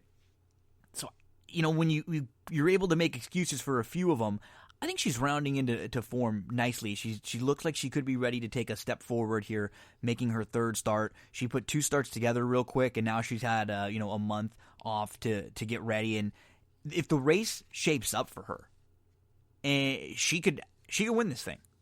I think the 5 is no doubt the one to beat, Sarabi. So we'll use Sarabi and all the exotics along with the 6. So 6, 5, and then the 1, Skip Song, who makes a whole lot of sense in here.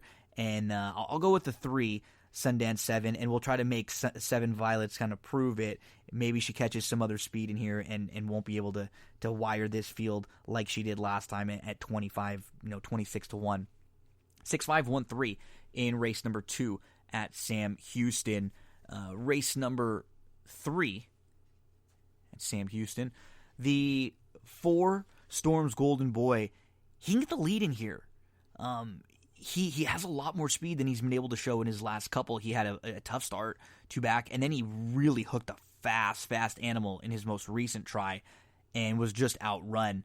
There is not a lot of speed at all, which means Winter Wolf will probably be sitting a little closer from the inside, and he's going to be tough in here. The 1, Raisin Carter, whose 2 races at Sam Houston, are good. There are really no knocks. And then the 6, Can If I Can, also include debut winner who just didn't show a whole lot against Allowance Company and now will be in for the tag. 4-2-1-6 in race number 3 there at Sam Houston.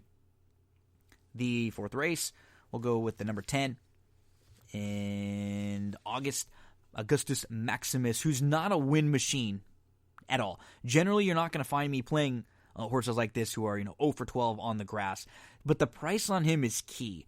If he's even half of his morning line and he's like 8 to 1 or so or over, he's getting back to the grass where his races have been competitive. He hasn't won a ton, but he has some of the better overall grass form in here. He kind of has a nice running style where he has some speed, but he can kind of sit just off and pass some horses, but he just doesn't have the killer instinct, and it just feels like a really good spot for him. Let's use the 5 along with him. Money on My Mind was really impressive winning last time out. I was against him. I really didn't like him, and it was just a good win. No knocks on it. Money on My Mind, and then the horse who beat Money on My Mind a couple starts back when they were on the grass, and that was No Mo Hooch. So we'll use 10, 5, and 4 here in our exotics in race number 4 at Sam Houston. We'll go to the 5th race. The 4 to me just looks like a standout. Who's going to go with Mr. Midtown early on? I just don't see anyone in here who's even close to as quick as this one. He should have a couple length lead on this field, and he'll be able to dictate this race. He takes him as far as he can go. He'll have every opportunity here on the drop-in class to get the W. The 2, Railroader, he can show more speed than he showed last time out, and maybe he ends up sitting in a good spot, and that puts him in striking range if Mr. Midtown falters, or if somebody else goes in and hooks up with this one early, or maybe for some reason he ends up on the lead. He'll just give you a good run for your money at a price, and because he'll probably be involved in a race that doesn't have a whole lot of early speed other than Mr. Midtown. The 7, Grand Red, coming off a win last time against the 5 non-2s. He makes a ton of sense right back for Asmussen and Parker. I'm just not sure if it's going to shape up for him as well as it will for Mr. Midtown, who kind of has that tactical edge. And then the number 9, Chronic Cure, who is stretching back out, and maybe he's a little bit closer early after coming out of a 5.5 furlong race. So 4 singled in some spots, and then if you want to play a backup ticket or use others, I have 4, 2, 7, 9 here in the 5th. And remember, there's only 9 races carded for Friday at Sam Houston, so that 5th race does start your pick 5. It's the closing leg of the early pick 4, and it starts the late pick 5. In race 6, we're going to go with the 8 horse On Top, and that is Last I Knew. I played him last time out, and he was just in tight right away. He had the take up, then he was hooked 3 deep going into the turn. He settled into a nice spot, but he didn't hold his position, and again, he was in tight. He had the take up, he squeezed back, he ducked to the inside. He had to hesitate in between horses. I didn't love the ride at all. Hopefully Diego can give him just a better journey this time. And he just, look at his turf form and his recent turf races. They're pretty solid. He's going to be a price in here again. Let's go with the number 8, Last I Knew On Top.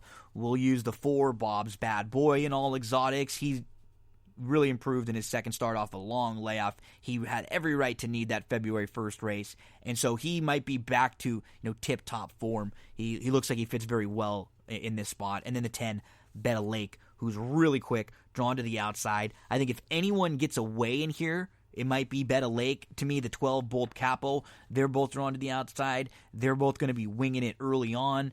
And I'm concerned that with those 2 towards the outside, the presence of Clipboard Money, the presence of Call Me Richard, I don't know if any of these speed horses are going to have the kind of trips they would need to win this race. So we'll use, as our top 2, the 8 and the 4 horses who we think will be coming more from off the pace. In race number 7, let's go with the 4, Poppy's Oats. On the cutback, he's going to be really tough in here. He looks like he's got the controlling speed. He broke inward last time out, but he was fast, and then he moved in between horses to the lead. He cleared, got a little tired late, but he just missed second, and that was going 7 furlongs. And now you cut back to 5. He should be a little more fit today. He can sit a little bit if somebody wants to go to the lead. But I think, best case scenario for a horse like this in this spot, just be aggressive on the cutback and ride him like he's the best in here. Go a little fast early if you have to. Get that separation. Poppy's Oats could be a horse to single in some of your late exotics. The 2, Devil's Demise. I liked him last time, and he just was never in it. He was never comfortable. He was 4 wide. I think you can toss that race and give him one more shot back because he'll still offer you nice value. He's not going to be a short price. If you were just playing him off his form and not looking at the last race at all, he would make some sense in here. You could build a case for him. So I'm willing to give him an excuse as long as he's not too short of a price. We'll use the 5, De Cordova as an obvious horse. He'll be in the 3rd spot on the big drop in class. And then the 8, El Chocolat, if you want to go a little bit deeper. So 4, 2, 5, 8. The 4 I definitely have kind of head and shoulders above the rest of this field, and we'll single on one of the main tickets, some of the late exotics. Race number 8.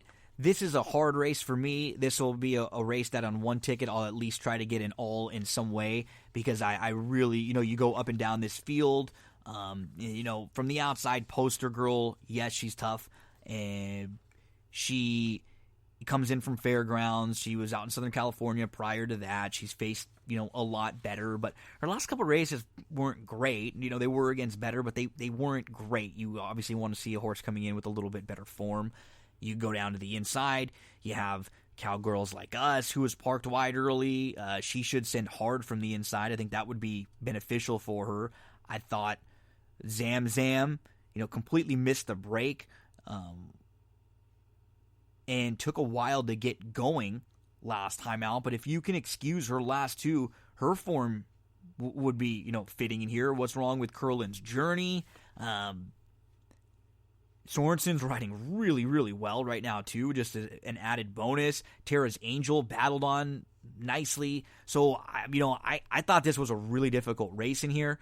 No completely strong opinion for me. The way I've kind of ranked them, 1, 2, 8, 5, 3. We'll do our best to try to get to a point or two where we can spread out because I think there are many that can win this race. No strong opinion, so I won't try to get cute. We'll try to focus in on some of the other races where our opinion is a little bit stronger.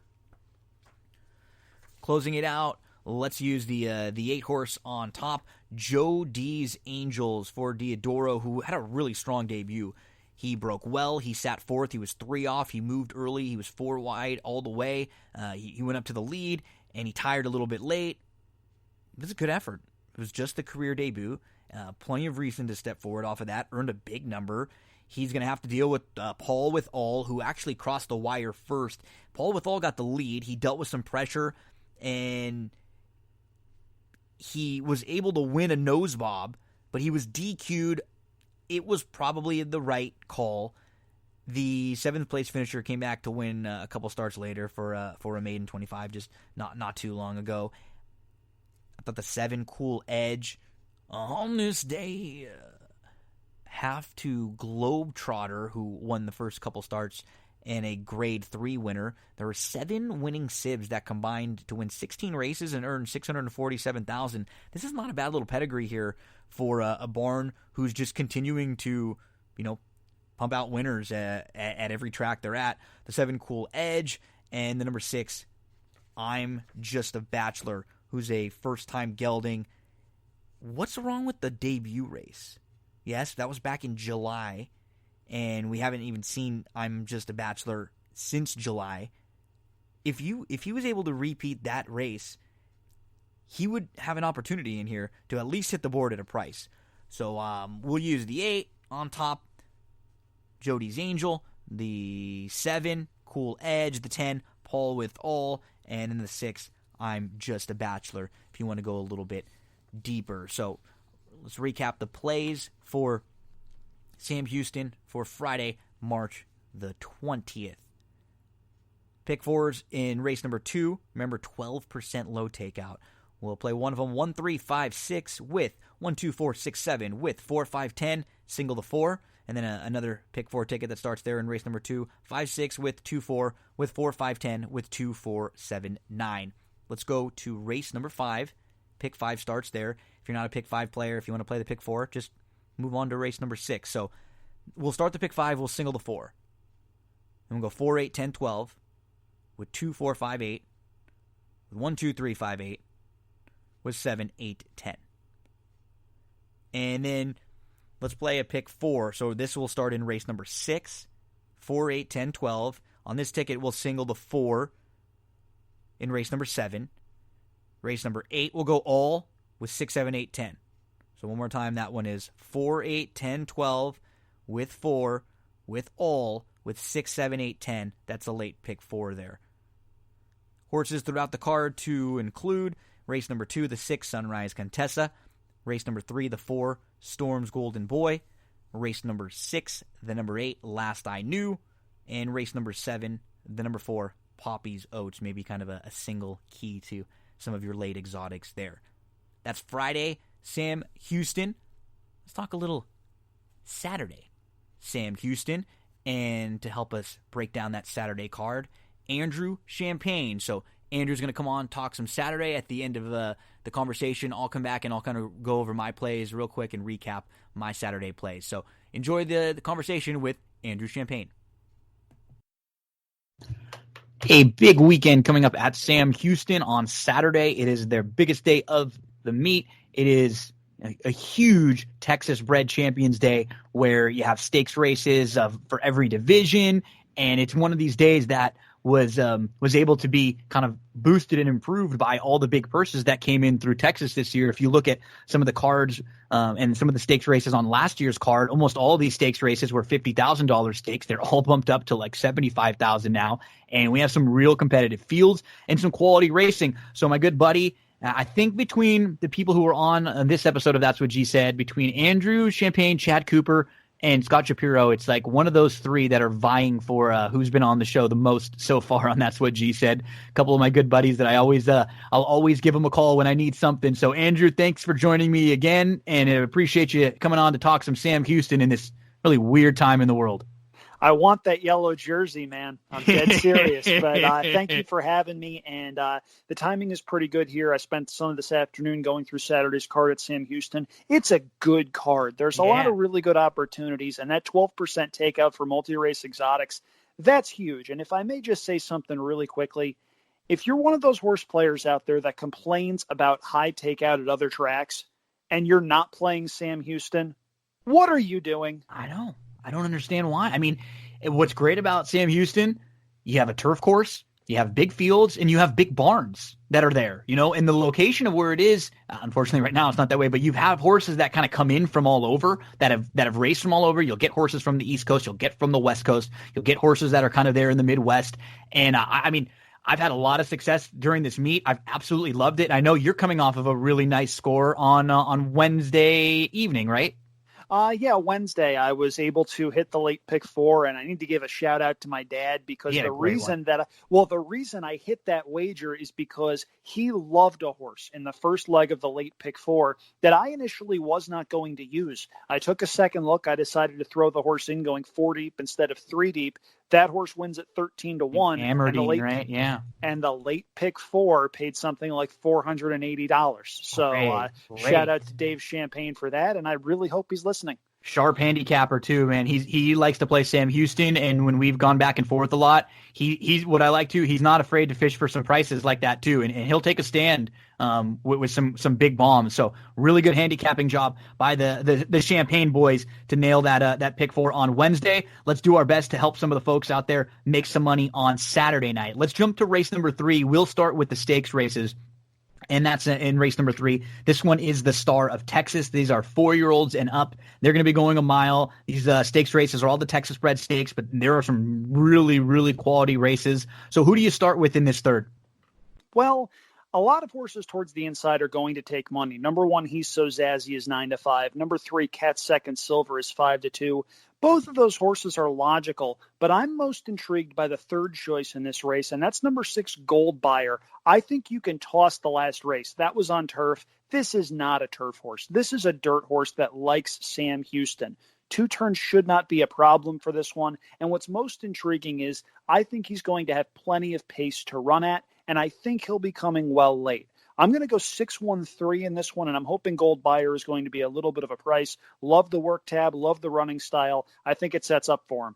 Yeah, he's coming out of some good open races too now, and you're before that turf race, and you're talking about facing Texas breds in here. I think you mentioned all the logical horses. The only one that I might be able to make a case for and maybe use in some exotics is Lethal Move, who I'll just kind of treat as a wild card, who he has some ability, and he's actually been okay on the dirt, and it's obviously top-notch connections here with Broberg and Cabrera. But yeah, I think you mentioned the right horses. I mean, Carl Broberg is going to try to do it with Cat Second Silver, who just won on March the 18th in a first-level allowance, and will be back 3 days later trying to win this race. He did it, I think, on a 4-day turnaround just a week or two ago with a horse named I'm a Barn Cat. So he knows when these horses are live and they feel like it didn't take a lot out of them, you're going to get Cat Second Silver probably right on the front end in here. And the one He's So Zazzy going to be really tough coming in from Oaklawn. So I think we covered that third race pretty well. Moving on to race number 4.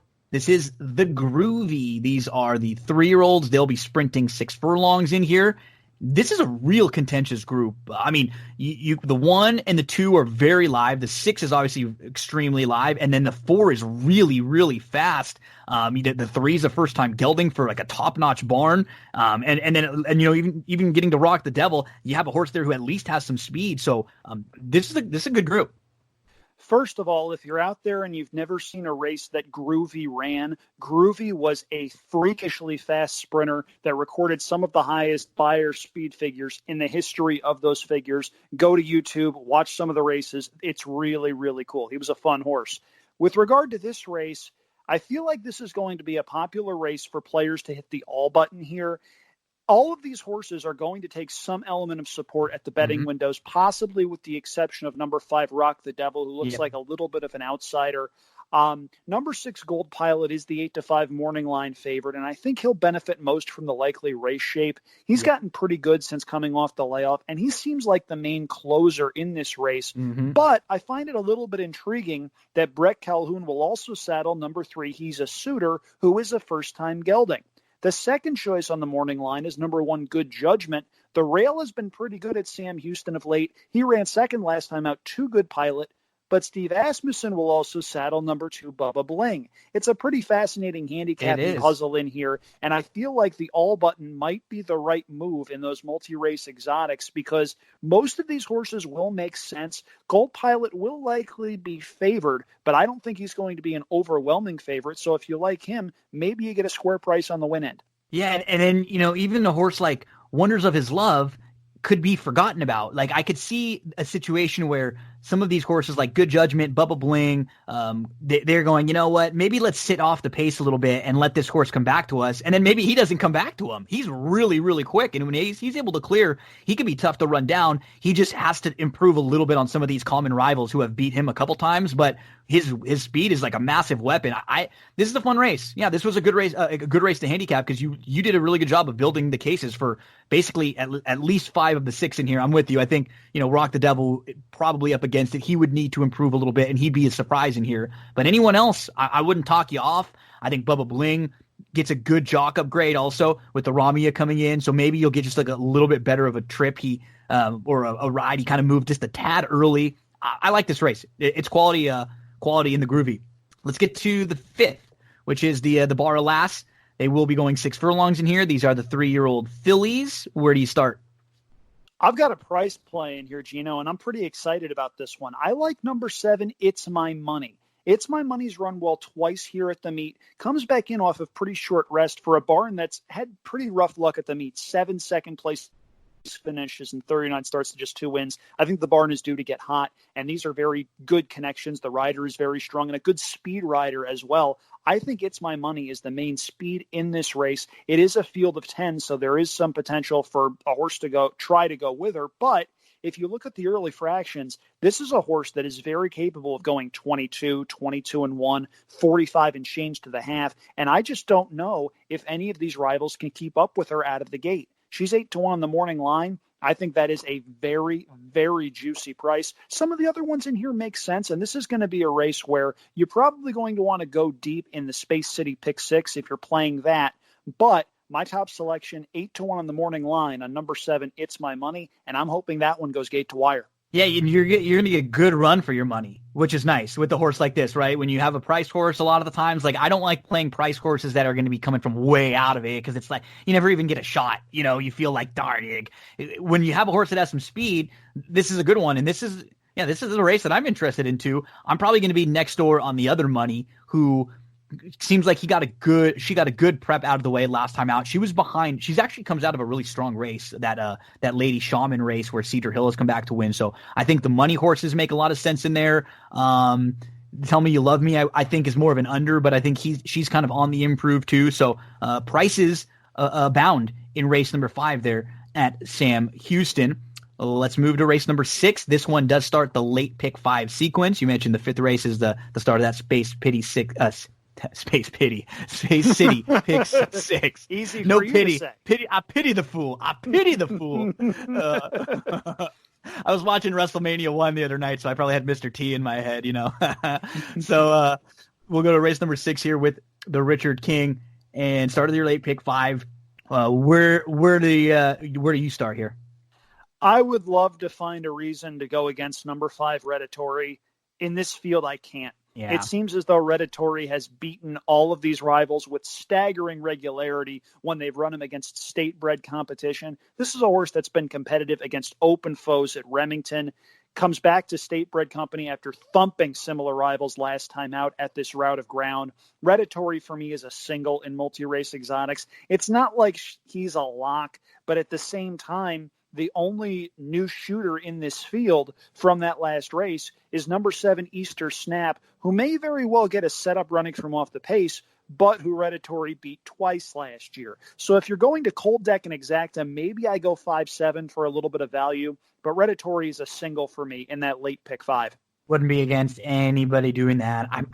I think I'm like the better in me is frustrated and wants to give Sunlit Song one more shot just because Sunlit Song got the trip that we wanted early, opened up 3, and then slowed things way too far down and really kept Redditori in the race. And Redditori was able to just go right by easily. I think if Sunlit Song can open up and try to spread this thing out and not try to go 50 to the half mile, that's a way that he can try to beat Redditori. But I'm with you. I just can't go against Redditori in here. And you mentioned the other horse who I think could offer some value in his live coming out of those open races, and that's Easter Snap. So I think we mentioned the three very logical horses, and maybe you can spice things up there with Easter Snap. Late pick 4 starts in race number 7. This is the Spirit of Texas. These are 4-year-olds and up, going 6 furlongs here. Where do you start? Well, you have to start with number 5, Direct Dial, who has done a lot to this point in his career. But while Direct Dial comes back to Texas bred competition after running against Open Company, I don't think Direct Dial is a lock by any means. The horse stew is inside. Number 4, Affluent Gentleman, has the stranger danger factor. Ships in from Sunland Park for an underrated barn. Ronnie Cravens has been hitting at 16% on the meat and has settled a lot of prices to this point. Affluent Gentleman, to me, seems like the main speed in this race, and it wouldn't surprise me if he leads turning for home and has something left. He's 15-1 on the morning line. I'm not sure we're going to get that price come post time. To me, 8-1, 9-1, 10-1, sure, that seems a little bit more likely. But still, if you're looking for value and want to go against Direct Dial, who, make no mistake, I think can win this race, I think Affluent Gentleman is the way to go. Yeah, he's very, very logical. I have him in a lot of my exotics. I'm a fan of JC's Nightcap a little bit in here, returning to the dirt. His dirt form is not bad. He's coming into this race in a really good kind of form cycle. It looked like he got a nice prep in the first start in a couple months, and then he took a good step forward. Last time out, kind of has a versatile style where he has some speed, but he doesn't need the lead. I think he's going to be good in here. I mean, I think if you're looking for another bomb to use in some of the exotics, I thought the one Rumpoli, the rail might hurt this horse a little bit, but I think he kind of has enough speed to at least maybe work himself out a good spot. This was a fun race I had sinking my teeth into. You mentioned Direct Dial, who's very, very logical. I mean, I think you can make a case for a horse like I'm a Bling heading into a really good first off the claim barn. What's wrong with the horse drawn all the way to the outside, Sugarfoot and Bling? We've talked about it through a lot of these cards. That's what's great about a big stakes day like this is you have like deep races where you can make cases for 3, 4, 5 horses in some of these fields. For sure. And the other one that I want to talk about just a little bit is number 3, Texas Longbow, who makes his first start for Robertino Diodoro. The Diodoro barn is firing on all cylinders at a number of different tracks. He's done well at Oaklawn. He's done well at Sam Houston. This is another that's coming in facing Texas breds. And the last time he faced Texas breds, he won a stakes race at Lone Star, nosing Rumpoli. So if you like Rumpoli a little bit, you sort of have to like number 3, Texas Longbow. And that might be a horse that I throw in as a B horse on some saver tickets. Again, I'm not sure we're going to get the 10-1 morning line odds just given the connections involved. But I think this is a runner who you might want to take a look at if you're looking to bet against the favorite Direct Dial or the likely second choice, number 6, I'm a Bling. Let's move on to the 8th race. This is the start of a late pick 3. This is the San Jacinto on the turf, and they'll go a mile and a 16th in here. You have a lot of horses. You have a couple that come out of that Miss Houston, where Texas Belle was extremely impressive, defeating the likes of She's Pretty Lady and Zerelda. I do think that Texas Belle is super impressive. The one horse that I want to mention who I think could improve out of that race behind Texas Belle is the one drawn to the outside, and that's Too Much Irish, who kind of a late St. Patty's Day hunch play right there. Too Much Irish, she can sit really close in this race. The Lumber Gal, if we're assuming this race is going to be on the turf, is going to be out, and there isn't a ton of speed in here. Brazos Angel has a little bit. I think Too Much Irish might be able to sit in a really nice spot, maybe third behind, Zerelda and Bravo's Angel and maybe get a jump on some of the deeper horses. So I think she can step forward in here, but after her, I'm probably with the other logicals. Who do you see in this spot? Well, second off the layoff, I understand the appeal of Too Much Irish. I'm going elsewhere, but I understand that. And given the fact that you're likely to get that 8-1 morning line, I'm not going to try to talk you off of her. I think the top 2 in the Miss Houston are going to be tough. Texas Belle was very impressive, and she's pretty lucky. Didn't have a great trip. She was 5 wide, gets a big positive rider switch to David Cabrera, and I think that's going to really help her. You mentioned the horse that I think might stand a long shot's chance and a horse that you might want to throw into the exotics, and that's number 4, Brazos Angel. I'm willing to draw a line through the Miss Houston. That was coming off of a pretty good effort 3-back. And then Brazos Angel went out and won pretty impressively against State Breds, going wire to wire. If Brazos Angel gets loose, she might have something left late and may well be able to hang on for a piece of it. 20-1 on the morning line on that one, that seems a little steep to me. Yeah, and there's really, like, on paper, there's really only 2 speed horses. So if Zerelda just takes back a little bit, or if she's able to clear Zerelda, or maybe Zerelda doesn't break well, it's always nice when there's like only 2 speed horses, because then you just kind of can pick, okay, I think one of the 2 will probably get the clearance, get the lead, get the kind of trip they want, and then we'll have to just see if they're good enough. But you should get, again, some nice value here with a horse who's got at least some early speed in a race that I don't think has a whole ton of it. So another price mention from Andrew here in race number 8. Let's get to the late daily double there at Sam Houston. In race number 9, this is the Yellow Rose. These are fillies and mares, 4-year-olds and up. They'll be sprinting 6 furlongs in here. I couldn't really get cute in here. I did think the 2 outside horses were very live. She's Our Fastest is last year's winner, coming off of another stakes win, and was actually pretty good against Open Company in a couple different stakes races at Delta there, and has proven at Sam Houston. I don't think I'm going to try to get too cute in some of the late exotics. I'll probably single She's Our Fastest. Maybe I play another small ticket where I use like the 7 and the 1. What about you? Who do you see in this race? I'm using She's Our Fastest, but I'm actually going to take a different stance. I don't think she's invincible in this spot. Nice. Number 7, I'm a Discreet Lady, has some speed, came off the layoff with a big win last time out at Delta Downs, where she may have been a little further back than she probably wants to be, but they were going pretty quick early that day. McMahon settled her down nice. Cabrera gets them out for Broberg, and we know what those 2 can do together. Number 6, Light Up the Devil, also intrigues me a little bit. Bounced back last time out with a good win, does take a step up in class a bit for this event, but has run well against state breds rather, and I think has a long shot's chance in here as potentially a horse that can stalk from the outside post. And let's not forget number 5, Brave Daisy, who's the 2-1 second choice on the morning line. That one's run some pretty nice races last year and has run up against a number of these. A repeat of the race 2-back makes that horse a serious contender. She ran an 81 by her speed figure that day, and if she runs back to that number, she may very well be tough to beat. So She's Our Fastest certainly has a lot going for her, but at 6-5, there's not a lot of value there. And again, I don't think she's invincible. Can she win? Yes, but I am in a different spot here. If I'm going to single, I'm going to single elsewhere. And the 10th race isn't a stakes. Did you cap this one, though, to finish off the pick 5? I did, yes. And I think there's a beatable favorite in here. Number 11, Xingfu, drew a horrible post. Yep. And if anyone other than Steve Asmussen was training this horse, would be 3-4 times the price at the very least. I think there are others in here that you might want to use. Number 5, Brandon's Babe, is bred for turf, ran really well last time out, went second, but there's a big price in here that I want to take a look at, and that's number 2, Placati. Didn't run a jump in the one time that we've seen her to date. She was last in a minor stakes race up at Hawthorne, but is by Mr. Speaker and out of the Johannesburg mare. Gino, that's all turf. And I think that horse is a must-use in the final leg of the pick 5, final leg of the pick 6, final leg of the pick 4. A 25-1 shot on the morning line that I think is pretty well meant. I think this is the route that Placati wants, and if that horse comes running late, chances are it's going to be a pretty good day for yours truly. Placati, a live long shot in the last. Yeah, Brandon's Babe is very, very logical. I'm with you. I don't think Xingfu has to win this race at all. I give Pleasant Mo a little bit of an underneath look, and then maybe Happy Sunrisa, who's the Tom Amos first-time starter. But a good way to close things out when we feel that there might be a very vulnerable favorite in race number 10.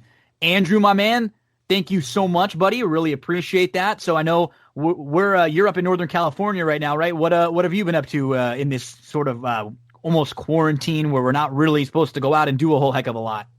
A lot of sitting on my couch, and most recently, if any of you have been following me on Making Twitter, our way in the world today takes everything we've got. Gino, don't quit your day job. Don't pursue a singing career. Just don't do it. And I know that both your girlfriend and your son would feel pretty much the exact same way about that. They would second and third that. Yes.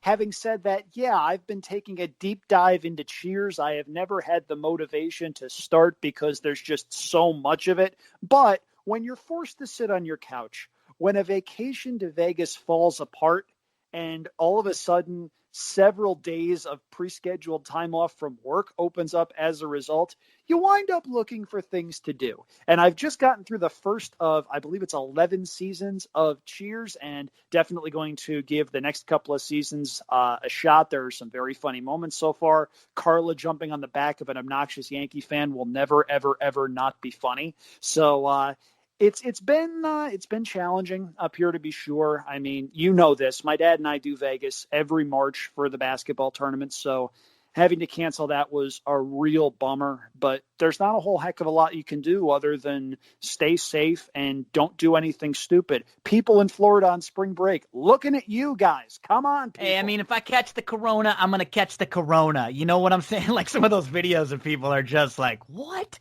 What? Yeah, shaking our head. And we've seen how this thing has started to spread now at all industries, all different sporting events, all different, all through different walks of life. So just if we look back at this in a few months and say we were overly cautious, we canceled a few things that we maybe didn't have to, but we saved a bunch of extra lives, I'm okay with that, Andrew. Like, we're in a different time right now.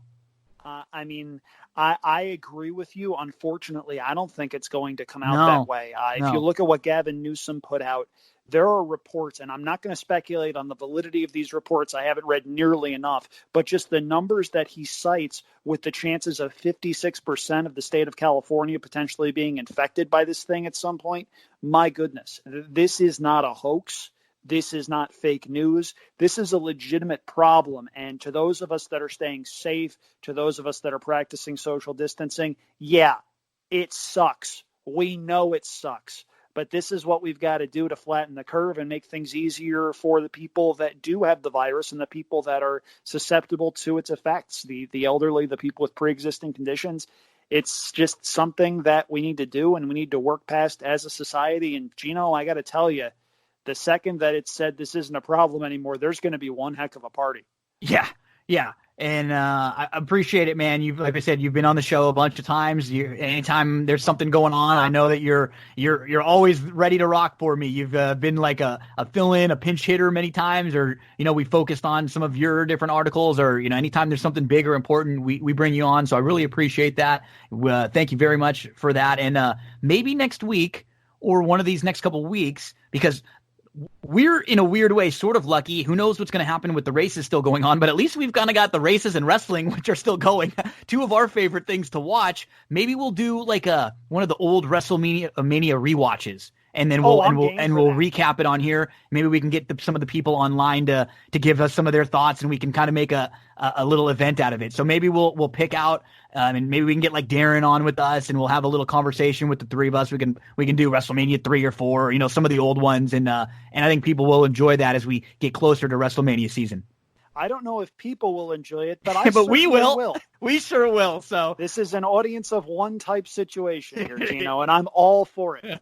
Awesome, Andrew. Thank you so much, buddy. Let everybody know again, where can we follow you online, social media stuff? Give us your plugs. Sure. Twitter account is @AndrewChampagne. Also been doing a lot of writing for both Bet America and Odds Checker US, so keep on the lookout for more stuff from me on there. If you want to take a look at my website, I haven't written a whole heck of a lot lately, but I will likely have something up this weekend on my Hall of Fame ballot, which I've just submitted. That's AndrewChampagne.com.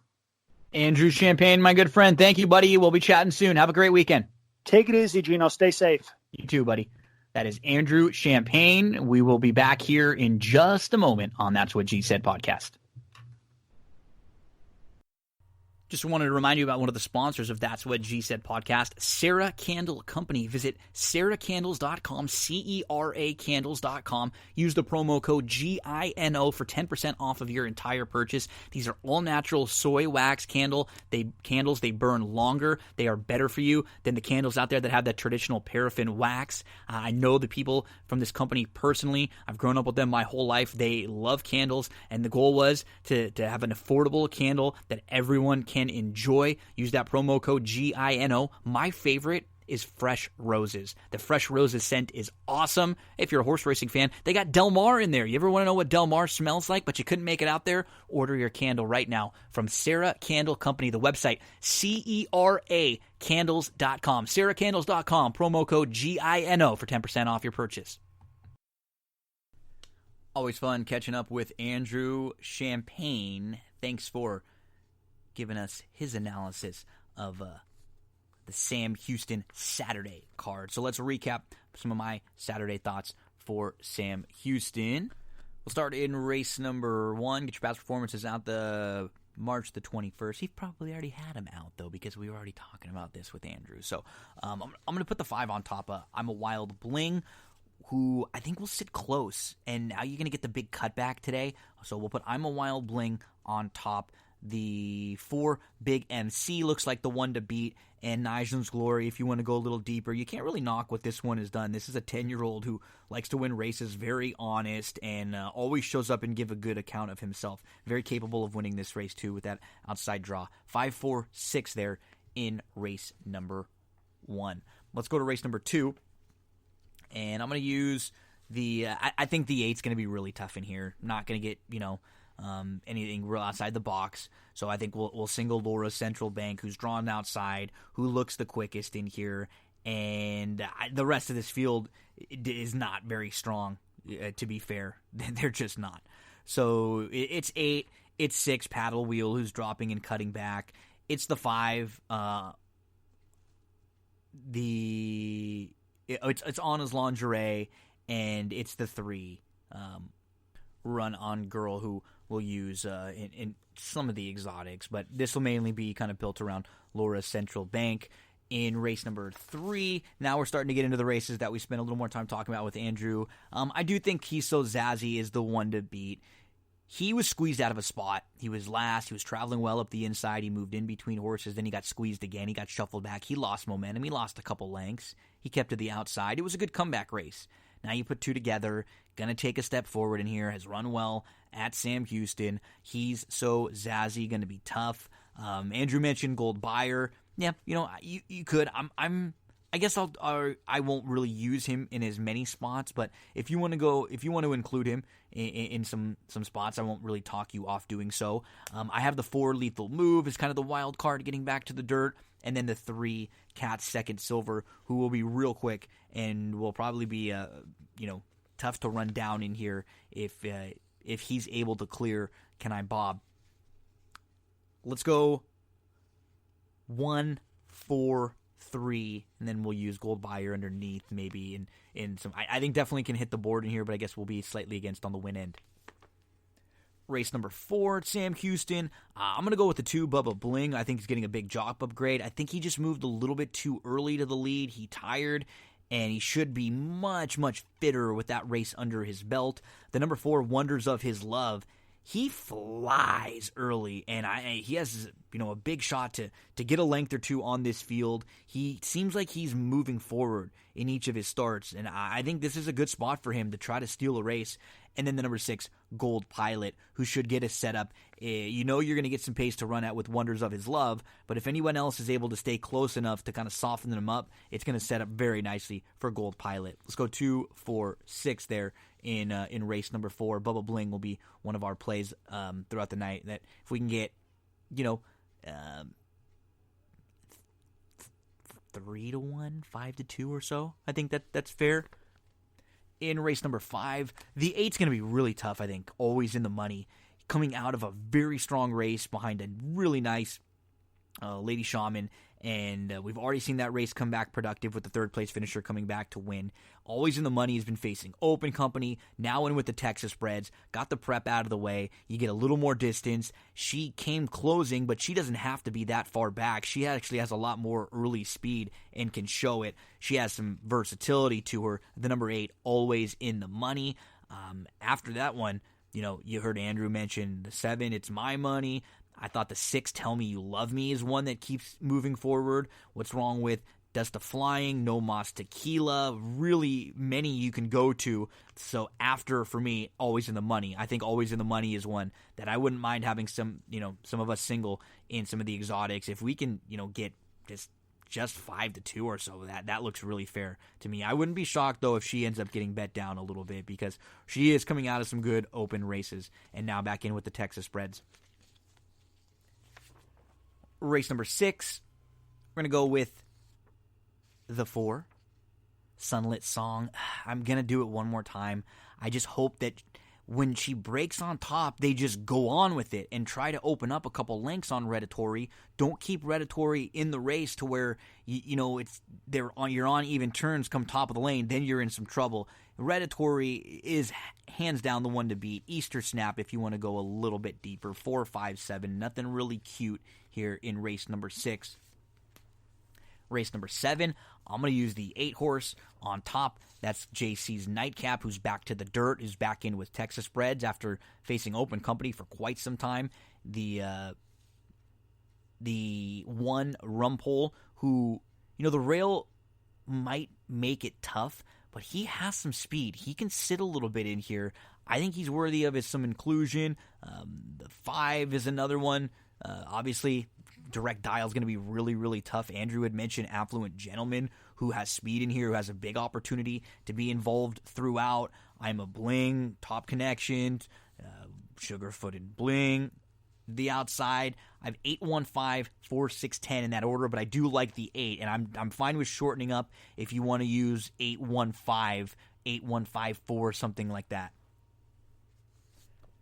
In race number 8, let's go with the number 9 as our top selection. Too Much Irish. Kind of built the case for this one when we were talking with Andrew. Sits close, maybe sits third and gets just a slight opportunity to step forward. Hope doesn't get hooked too wide, but could be in the mix and maybe gets the jump on some of the deeper closers in here. Maybe can get the jump on a Texas Belle or a She's Pretty Lucky. If not, if Texas Belle is close and in good striking position, she's going to be really tough to hold off in here. She's going to be really tough to beat. She's Pretty Lucky, I think you have to use because she had a tougher trip when they faced each other, and then maybe you want to get a little price somewhere. Goodnight Song, who last time in with Texas Breds was a winner. 9, 8, 7, 5 in race number 8. In race number 9, let's use the 8 horse. She's our fastest as a chalky single in late exotics. I don't like just singling a heavy favorite like this, but I just think she is the best in here. I think she's going to be really tough. I think she's drawn well. I'm a Discreet Lady to her inside. Going to be, another logical contender if you're looking for someone to defeat last year's winner of this race, which is she's our fastest. And then the 1 Eaton's Memory. I'm fine with using this one in some exotics. I wish there was another race in between. I don't like the fact that she's coming in off of kind of a 2-month break here, but she's sharp. She's in nice form. So let's go 8, 1, 7. We'll use the 8 as a single in a lot of spots, and then on some backup tickets we'll use the 1 and the 7 as well. And then in race number 10, the 5 Brandon's Babe to me looks like the one to beat, and she was in tight, and she was not easy to handle early, but she settled, she ran well, she was a clear-cut second. You can see she was unruly in the post-parade, so it just seemed like she had a tough start, and then she relaxed. If she can just, behave herself a little bit more pre-race and not be like her own worst enemy, she'll win this race. The 9... Pleasant Mo, I liked a lot last time out. I think she actually ran pretty well, and we'll give her another opportunity right back here. The 11 Zing Fu, logical, sure. I just like others more in here, and I don't want to take her at like a really, really short price, but she's hard to leave out of the a lot of the exotics. And then Happy Sunrisa, the first-time starter there for Tom Amos. Let's go 5'9", 11'7" there. Remember, Andrew mentioned the 2 plaque die as like a big long shot to include in some of your exotics, so maybe you want to include there. Let's get to some of our plays. In race number 1, that's where we can play a couple different pick 5s here.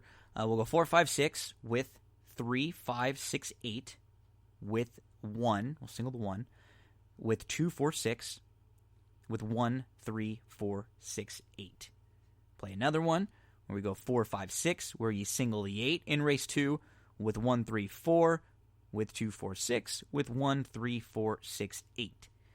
And then, I might even play another one that looks something like this, where I go all in race 1, single the 8 in race 2, with the 1 in race 3, with all in race 4, with the 8 in race 5, where we have 2 alls and 3 singles. Just buy the 2 races where we think we might have to spread out a little bit, and punch the 3 horses that we think are the most logical winners in the sequence. And then we go to the 6th race. That's the start of the late pick 5. So again, same thing. If you don't want to play an early pick 5, if you want to play a pick 4, those will start in race 2. Remember, the daily doubles are 12% rolling takeout. The pick 3s are 12% rolling takeout. So don't feel forced to play a pick 5 or a pick 4 just because I'm giving it. It's easier to just give out one pick 5 because then everybody can kind of see what I will do in each sequence and how we'll use those horses instead of giving out a bunch of pick 3s all the way through. 6th race. Pick 5, we'll go 4, 5, 7 with 1, 4, 5, 6, 8, 10 with 5, 7, 8, 9, single the 8, and then Andrew talked me into using the 2. We'll go 2, 5, 7, 9, 11. In race, and then we'll play one more pick 5 where we go 4, 5 with 1, 5, 8 with 7, 8, 9 with 1, 7, 8 with 5, 9, 11. Here are the plays throughout the card for the big night, Saturday night at Sam Houston. Race number 1, the number 5, I'm a Wild Bling. Race number 4, the number 2, Bubba Bling. Race number 5, the number 8, Always in the Money. Race number 7, the number 8, JC's Nightcap. Race number 8, the number 9, Too Much Irish. That is Sam Houston for Saturday. Let's just hope we can get through the next couple days at Sam Houston. They have these 2 days, and then next week 4 days of racing, and that will be it for their meet, which has been an unbelievable meet. And we'll keep our fingers crossed because the biggest day of the meet is coming up. It is Saturday night with the massive stakes card there and a ton of Texas breds getting the opportunity to shine. Thanks again to Andrew for coming on and talking Sam Houston with us. And now we're going to get to our final guest on this episode of That's What G Said podcast. It's going to be Chad Cooper. So Chad, the party pooper, Cooper is going to come on and talk with us. We're going to talk all about wrestling.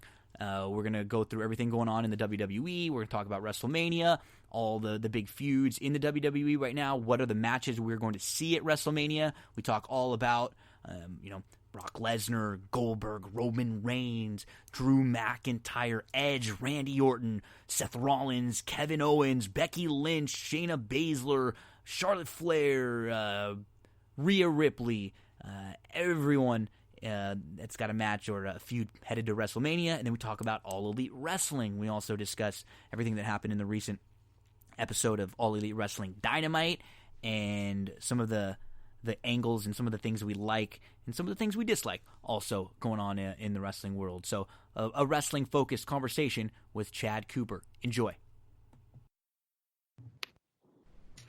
I think on this action-packed episode of That's What G Said podcast, we're probably going to have, I think, 2 or 3 of the people who have been on the most, and one of them that comes and talks with us, whether it be about, football, anything to do with some of the Houston sports. We can talk racing with him, and obviously wrestling, which we both love, and that's what we're going to talk a little bit more about today. Our good buddy Chad Cooper, Koopaloop, man. Now, you staying safe over there? What are things like in your neck of the woods?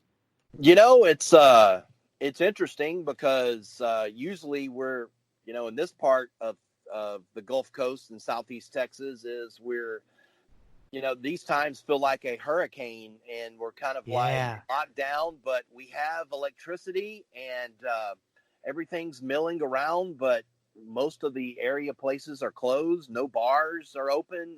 Most of the restaurants, just like, you guys in California, we're same restrictions. So it's very odd, but at the same time, we still have AC, some television, and internet. So I guess we continue to entertain ourselves for the time being. And a couple of the things that we're really big fans of, we met each other in horse racing over at Delta Downs, and that's how we started talking. And then once we became good friends, when I quickly realized that we both love wrestling, and two of really the only things that continue to go on and kind of produce like live current content right now is horse racing, which we're recording this at like 6:15, 6:30 Eastern time on Thursday, and we've just seen Aqueduct and the New York racing cancel. We've also seen that over at Oaklawn Park, Sean Payton, the head coach of the New Orleans Saints, was just at Oaklawn Park last weekend, and he has recently tested positive for the virus. So now it looks like, I mean, just speculation, I'd imagine Oaklawn's going to be closed. They were still racing today. New York closed. We still have like a few tracks open, but it's really been like racing and wrestling as like the only things going, right? The last like week.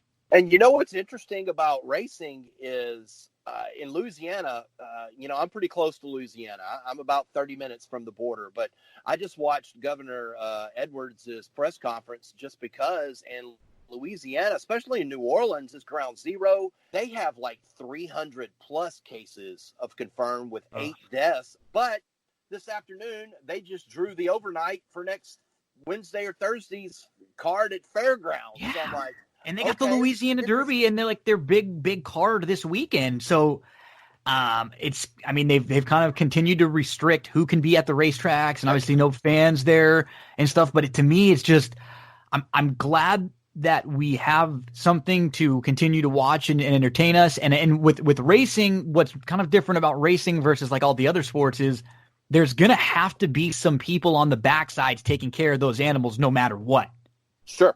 So I just hope everything goes smooth, because we don't want to see like if people start catching it at, all these tracks all around, and with the horses when they ship, and then people go here and there, jockeys go here and there. And it's just, it's not been great.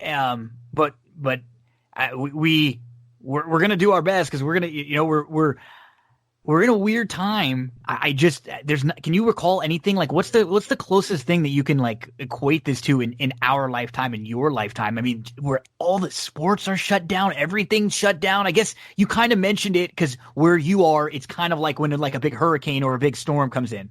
Sure. Yeah, for the areas, definitely I've been dealing with hurricanes most of my life. In 2005 we had Rita, in 2008 we had Hurricane Ike. We've had 2 massive, 1 in 1,000 year floods in consecutive, in 2017, and then one this past year with Harvey, but it's usually just the region. I go back to I was in 8th grade, so I'm thinking 89 or 90.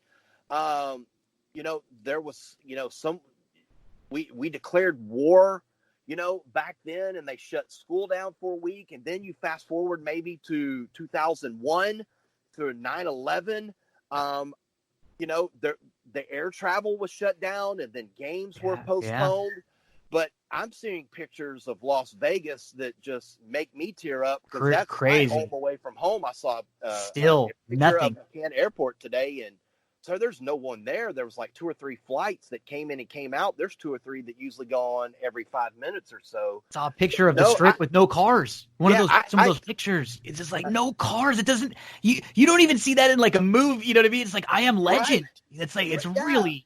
Yeah, and it's really disturbing. And it's like you keep hearing, okay, it's going to get better. It's going to get better. We bounce back. But like the conspiracy theorist in me says, well, what if it doesn't?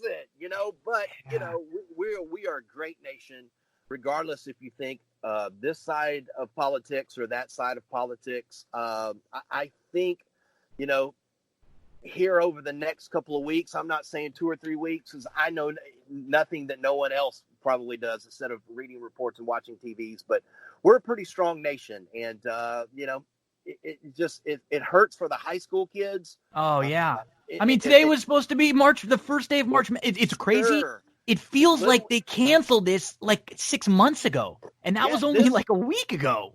I'm a sports writer and entertainment writer. I have nothing to write about, so I'm in hard news. And so this is a week for me in hard news, and it has seemed like 2 months for me. Yeah. This is just from Little League getting canceled, high school, college, it's really gutted. But as you said, there's a couple of things that have kept us like, okay, there's only so much Netflix you can watch, right? When you know you can watch it, you don't want to do it.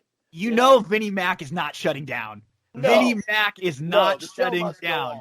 On, right? And we found out that I'm sure he's not too happy about the losing a lot of the gate and the merch and stuff for WrestleMania, but they will go on. The WWE will go on with WrestleMania, and it's going to be a 2-night presentation on the WWE network. It's going to be Saturday, April 4th, Sunday, April 5th.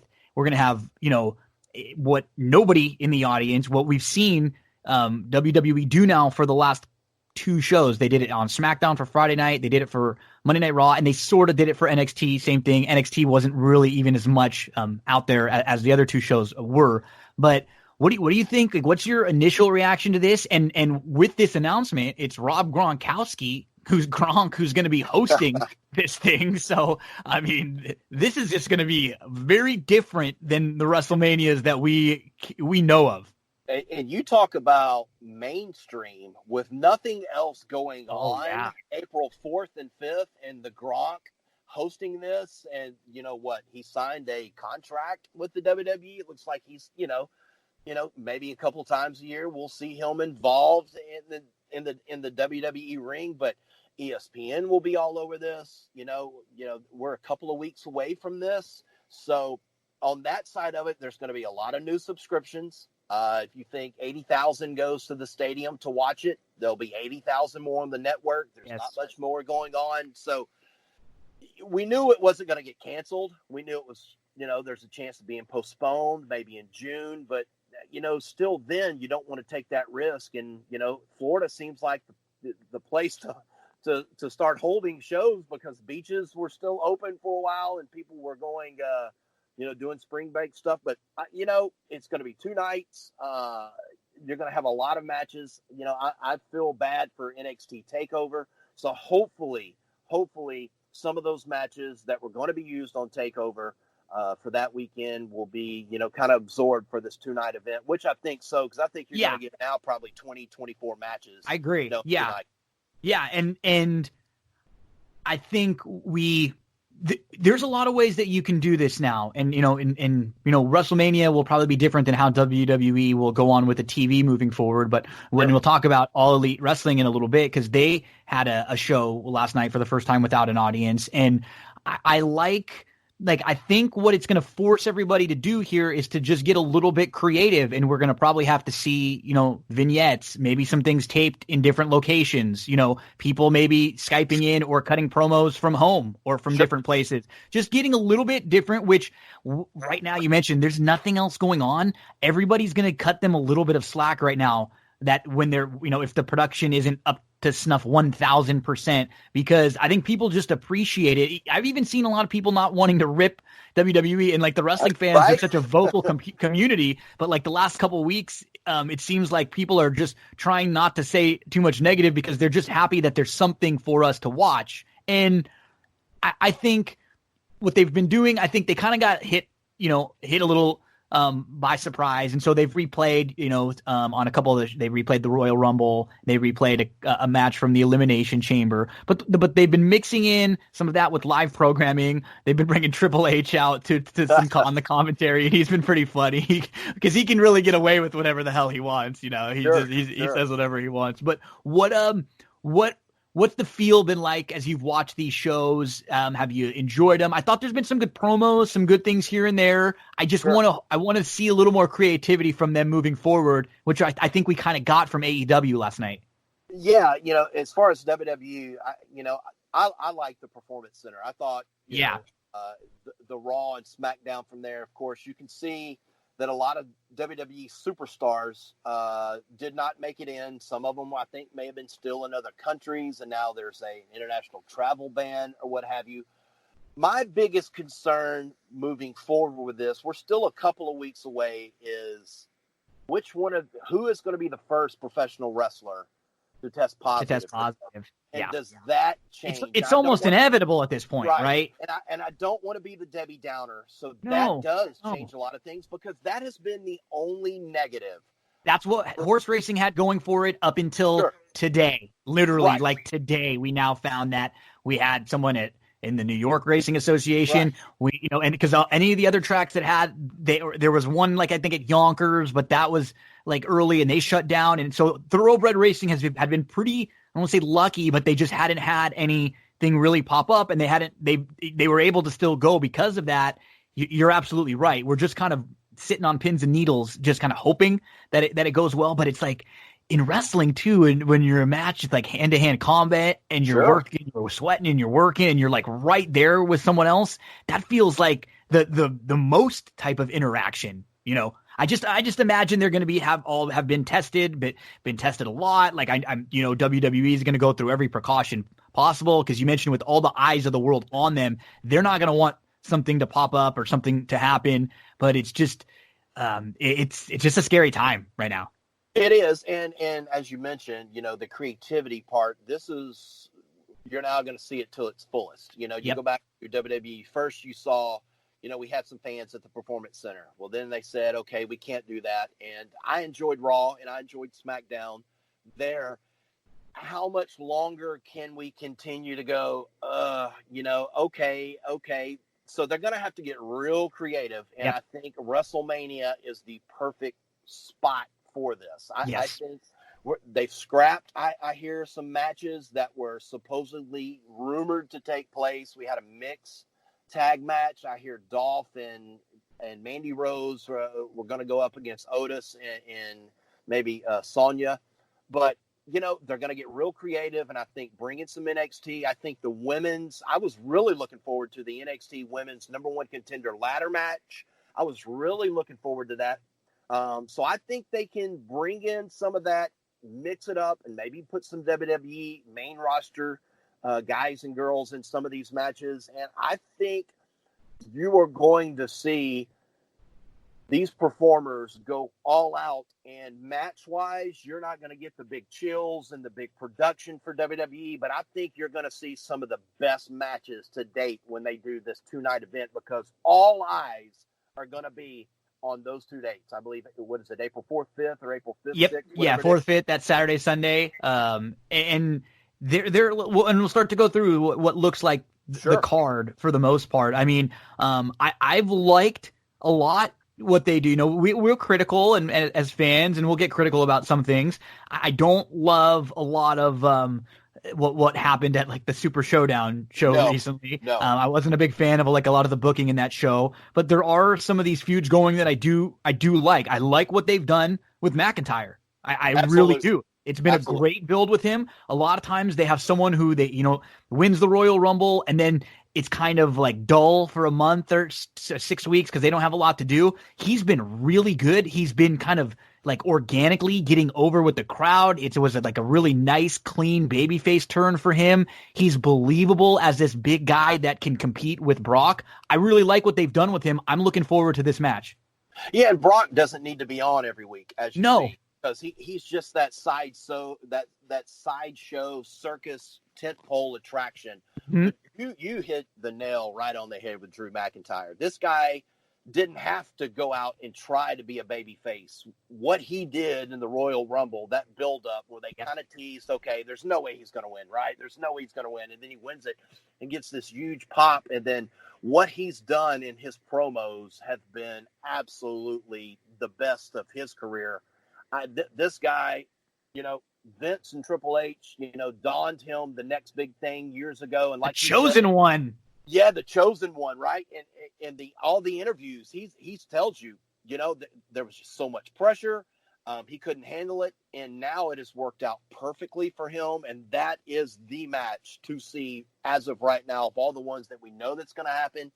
I cannot wait to see him and Brock work a match because I think it's going to be fantastic. Two big guys very physical. And of course, you got Paul Heyman on the outside. You do not need fans for that match. No, that's going to be a blast. I'm really looking forward to that one. And then on the other side, the Universal title, this match is going to be interesting. And I think this is a match that they probably don't mind there being no fans for, because this would have gotten a really weird reception. The Goldberg versus Roman Reigns match. I think many of us, I don't mind having a Goldberg on the card. I don't mind having an Undertaker on a card. I just don't like the fact that WWE doesn't really do the logical booking that almost every territory or company does. It's you have the older guys put the younger guys over, and they really always seem to do it ass backwards. Right? I'm okay with the Fiend Bray Wyatt not having a title. Me too. But yes. You just gave it to the guy, right? And then Goldberg, who is a once every 2 year guy. You never know when he's, it just doesn't work. And now you put Roman Reigns, who's more than likely going to win that match, right? And it's just I know it won't happen, but that needs to go on first on Saturday, the first show, right? Just get it done and get it over with. Yes. Just get it over with. I am dreading this match. I'm going to be honest with you. Of course, I'm going to watch it because I want to be able to complain about it and say, "Oh yeah, right." But yeah, of all the matches not to have fans, this is the match, because maybe they cheer Roman Reigns if he goes over Goldberg, but as popular as Goldberg was during the WCW era, and then what he's been able to maintain throughout his life, the average fan now does not care about him. The last two times he's come back, even when he his comeback when he had that really good WrestleMania match against Brock, and that run that wasn't bad. But it seems like after that, the last time we saw him at the Super Showdown with The Undertaker, and then he had that horrible match when he concussed himself. And I think he was trying to prove a point to himself and his son that he still had a little left in the tank. And it's just, I'm fine with that. I just wish it wasn't involving one of the major titles. And I think you also hit it too. I don't mind the Fiend. You really should have never given him the title to begin with, right? He's more like an Undertaker type who is, like you said, he's like an attraction. He kind of has the spooky thing going on. You kind of leave that away from the title, and you have him kind of be like a co-main event many times with the attraction part of it. But I just didn't like that, and that was on the same show where we saw the Undertaker come out and just squash AJ Styles very quickly.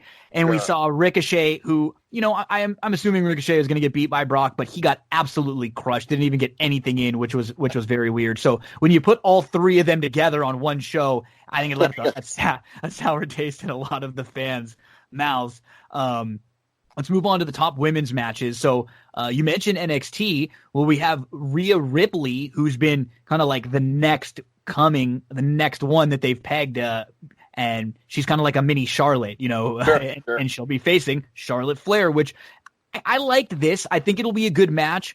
It's been unfortunate because I still think there's probably a lot of folks on the main roster that don't know enough about Rhea yet and haven't really been able to see her, and it's been hard now with everything that's going on.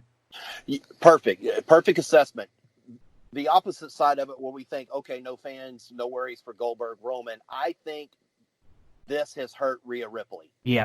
She was hot on Wednesday nights, NXT. They start putting her on the main crowd. And as much as you think, every, WWE, as I call them, some of these T-shirt fans who go to live events and go and watch Raw, watch SmackDown, a lot of folks do not watch it on Wednesday nights. No, they don't. We're in a bubble, and we kind of forget we're in the Twitter bubble, and we're all interacting with each other. But that's not the majority of the world or the people watching. Just look at the television ratings. On Wednesday night, we're basically quarantined, and AEW doesn't hit 1 million, and NXT is showing, reruns. So I think this really hurts this match, even though I think it's going to be very good. This could be like a steal the show match from a work. They could go and be really, really good. The build has just suffered a lot. It has, and it's very unfortunate. And I know Charlotte was able to appear on NXT a couple times, but once Rhea has won the NXT Women's Championship, it's kind of like, okay, the underdog won, and the punk rocker, this chick is different, and it's kind of like she won the title, and now what? Okay, yeah, gone. And that frustrates me because I really, really like her. Me too. I really, really like her. And yeah, like let's just hope that this could be a great match, and maybe that can help build her moving forward, because it's just going to be tough to kind of squeeze in like more of a real build leading up. And then the other women's championship, the Raw Women's title, it's going to be Becky versus Shayna. I'm fine with this match. I think Shayna's a good opponent for Becky. It was really weird because it seemed like the Elimination Chamber was just a very not needed show, because we knew going in that Shayna was going to win that match. And it went on last. So I guess, and I'm fine with that, but not the way the match was worked. It's just, and then for as good as Shayna has been in MMA and as good as she has been in NXT, and the NXT fans eat her up, her promos are terrible, awful, and Becky is on the other end of it. And now it's like, okay, is it Becky overkill? Is it Becky overkill? It feels like that. She's kind of getting forced, and she's kind of become like a caricature of herself now, right? And she's very acting very heelish, which is weird, because I would be fine if she was going to get a little more edge to her if there was someone on the other side, but Shayna's never going to get cheered. No. She's a great heel. She's a great heel. Like you mentioned, she does good work, and I think that's why in NXT she was able to get a little bit more protected there, with the way that things are. It's not and so this is another one where it could be a great match. It could be like they could go back and forth, but I'm not like 1,000% pumped for this one, really. No, I I think this is where Shayna is missing a mouthpiece, and maybe Ronda would have been great, maybe, or someone else to be with her to lead her through this. But her promos have been disastrous, and it's really hurt Becky Lynch. And then a couple, I guess we'll call grudge matches. There are 3. It looks like one-on-one matches where you have kind of older veteran types. The first one, The Undertaker. Back again, AJ Styles. AJ Styles kind of cutting some promos, calling him out about his wife forcing him to come back. I don't mind Undertaker versus AJ, and I think if there's anyone that can get a good match out of Undertaker, it's probably going to be AJ. I just hope that this match is booked a little more realistically than we've seen some of their interactions. I don't want to see older Undertaker just laying waste to everyone anymore. He has to be a little more vulnerable. Yes. And, we saw, this past, Friday night on SmackDown, or was it Monday night? I think it was Monday Raw. Yeah. Yeah. Raw, The Undertaker appears. I'm okay with that. I like that. Yes, I like sure. Going the personal route, bringing the wife in, Michelle Yeah. Big Money, Michelle McCool, or what have you. But now I think the tide needs to turn with a week or two out, and we need to see the Undertaker human, because we've seen the squash match, and we cannot have that again. I know AJ is a veteran, and we know this and we know that about AJ, but he does not need to be squashed again. And we got Cena versus The Fiend. We've seen this in a different way a few years ago. I like what they've done with the Fiend character. Like I said, for the most part, there's been a few booking snafus here and there. I think Bray is very talented, and he's done a really good job with this. And you know what, like him or not, I always like seeing John Cena around. People care about him. People take notice. He's one of the greatest of all time, whether or not you think his in-ring or what you want to say about him. He's just been such a big part. When he's not around, it almost feels like there's something missing at a big show. So And you know what? He's a really good dude outside of wrestling for what he does with the Make-A-Wish. I don't mind this at all. I'm actually looking forward to this match. Me too. I think this will be a good interaction. And then one of the matches that I think has been built and set up really, really well that I might be looking forward to the most is the Edge versus Randy Orton. We've had great build. Edge has been, over as we imagined as soon as he came back in the Royal Rumble. Randy put him out. Then Randy had an interaction with Beth Phoenix, which we never see WWE do with men and women stuff anymore. Almost never. Right. And so you could tell that they're very They really wanted to like push this feud. They wanted to kind of show the intensity that these two have. Edge cut a great promo the other night where he was like looking right into the camera, talking dead to Randy Orton. Randy Orton's cut some of the better promos that he's ever cut in the last 2 months or so building this. I'm really excited about this match. This has been probably one of their best build-ups in recent memory. Yep. I'm okay with this main eventing. Me too. Probably Saturday night. I hope they do not hold this to the second show. It's been amazing. Randy has been great. Edge was great Monday night.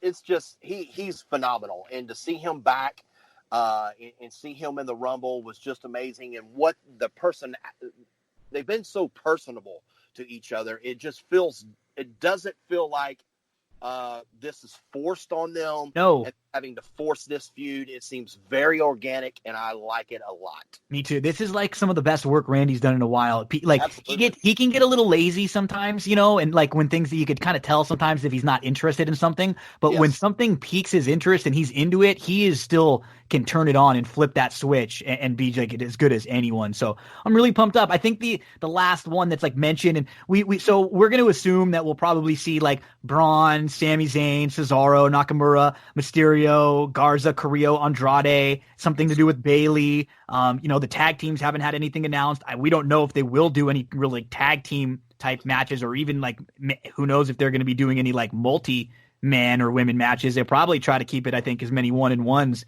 and just to keep the count down. But I think the last one that's been announced is Rollins versus KO, which, I mean, these are two really good workers. This could be an excellent match. I just feel like I think the fans are probably feeling like we've seen like some version of this, a lot over the last couple months. I love KO. I was a fan of him in Ring of Honor. Fight fight. Yeah, I had that shirt. I still have it. I love Seth Rollins as a heel. Man, he is just so great. And I don't mind to have him have the 2 or 3 guys, Buddy Murphy with him. I don't mind that because it makes you hate him, a little bit more. But this is going to be a great match. But as you said, these guys have put on great matches before. I don't think it's going to be anything we haven't seen before. So let's shift over to the other big wrestling show now, All Elite Wrestling, and they have their main shows now, Dynamite on Wednesday nights, and they've really started to kind of I think since the new year, it took a little while. They've started to find their footing. I feel like their shows, like their week-to-week shows, have improved a little bit, and this show, I was really a big fan of this. There were a couple big appearances from folks who were making their debut, and they tried to take things a little differently than the way WWE was doing the no fans. Well, they were having some of the wrestlers sit in the crowd, and it was actually very entertaining. They were like sparking feuds with some of the wrestlers who were booing and cheering. There was a really good promo at the very beginning from Cody, and Cody's like really like stepped up his promo game a lot over the last couple of years. It was a great start. They had a couple really fun matches.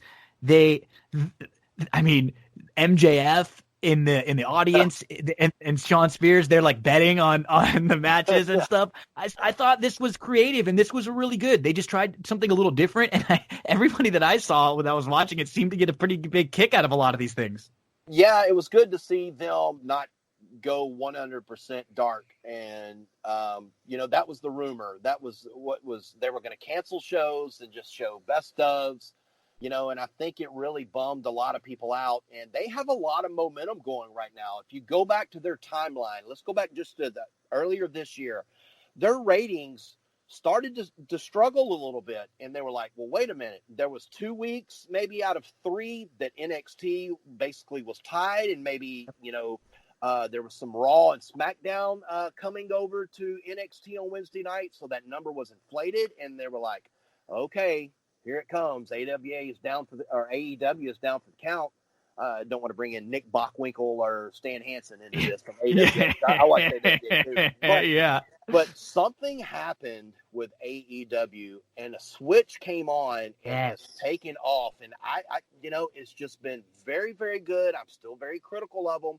They had a lot of tag matches last night. For the last couple of weeks, they've been doing a lot of tag matches. I don't know why, and I still want to see more Orange Cassidy in singles events. Oh yeah. I would have loved to have been in an arena with the fans when Brody Lee makes his debut, and then the ultimate, Matt Hardy, when the drone comes out, it's just like, oh man, this really would have been great. But I know they can't sit on that. Yes, because they just don't know. That's the thing. Don't. We can't say it's just a month. Talking about this in 2 months that we're still doing the same thing. Yeah, so they got to keep with the storylines. Sure, they have to keep them going, and he needed. I mean, this was. I thought. Yeah, I think you mentioned I'm still critical of a few things. Like I think their women's division still feels really lacking. Oh yeah. There's just not like a big star, or there's not like and their work rate has like picked up a little bit, but there's just like nothing that like makes me really interested. They've got to do a little bit better job of building that women's division. Yes. I like just some like small things I mentioned. Cole Cabana's on the roster now. He's fun. He looks like he's going to be getting into a feud with Kip Sabian. He was kind of smacking him around. I much prefer this version of Jon Moxley than the WWE Dean Ambrose. He just seems more like the guy that we think he is, like this. Yeah, and he's the star. I know there's Chris Jericho, but, if you go look at AEW's YouTube numbers, anytime Jon Moxley, a segment, or they do a special, or they promote this or that, he's got the highest numbers, and he needs that title. I didn't think Jericho needed it, but I thought last night was very interesting. I thought very creative.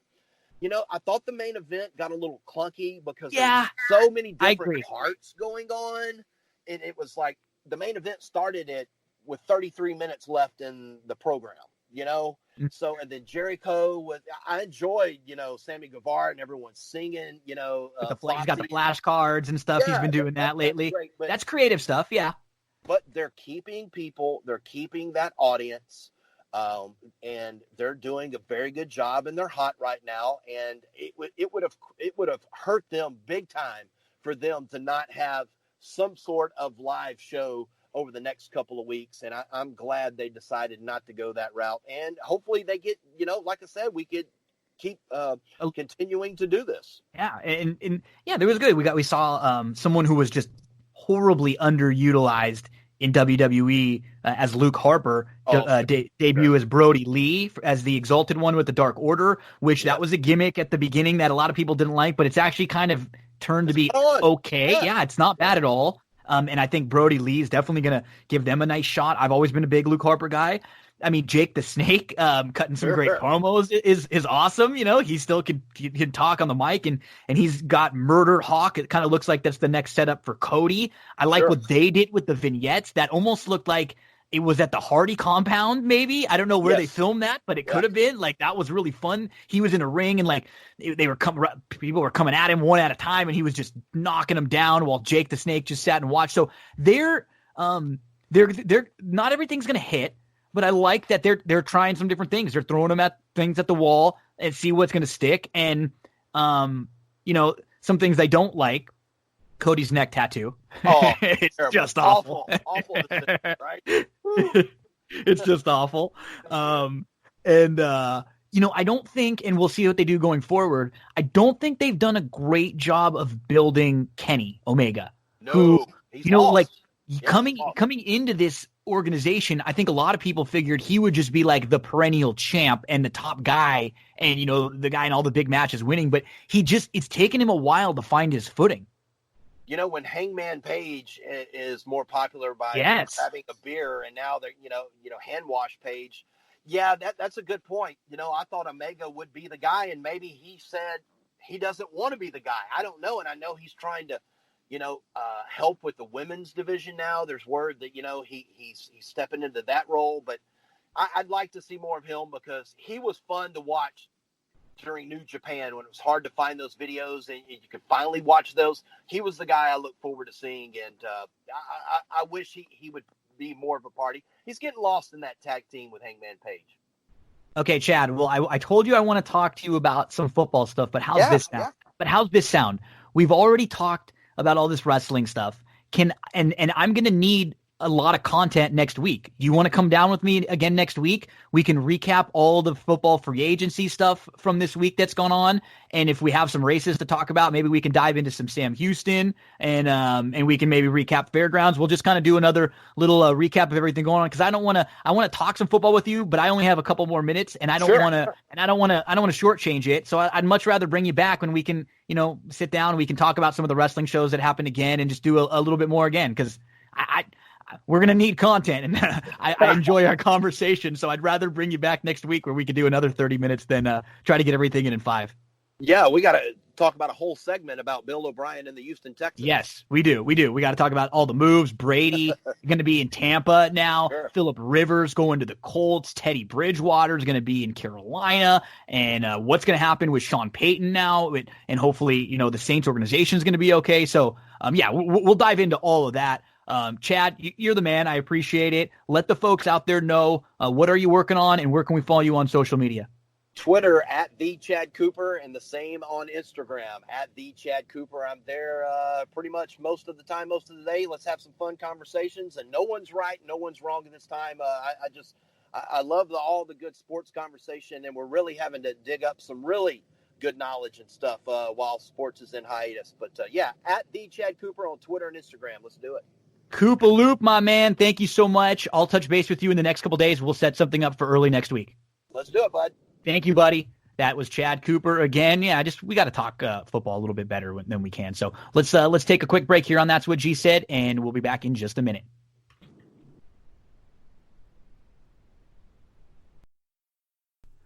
A big thank you to Chad Cooper. A big thank you to Scott Shapiro. A big thank you to Andrew Champagne. A big thank you to Mike Gagliano. A loaded episode of That's What G Said podcast where we talked a lot of wrestling with Chad and we talked a lot of horse racing with our other guests. And don't forget, folks, there's going to be 2 episodes of That's What G Said that are coming out in within hours of each other. One of them is going to be an interview. It's the Past the Wire edition, so make sure to give that one a listen. And it actually is an interview, just to give you a little bit of tease. I won't tell you all about it, but it involves one of the owners, the main owners for Jorge Navarro, who was one of the trainers that was indicted. We talked to a man who owned a lot of horses with Navarro and thought he was a very good friend of his, and it's a good conversation. So go check that one out. Also, and if you can, subscribe, rate, review on iTunes.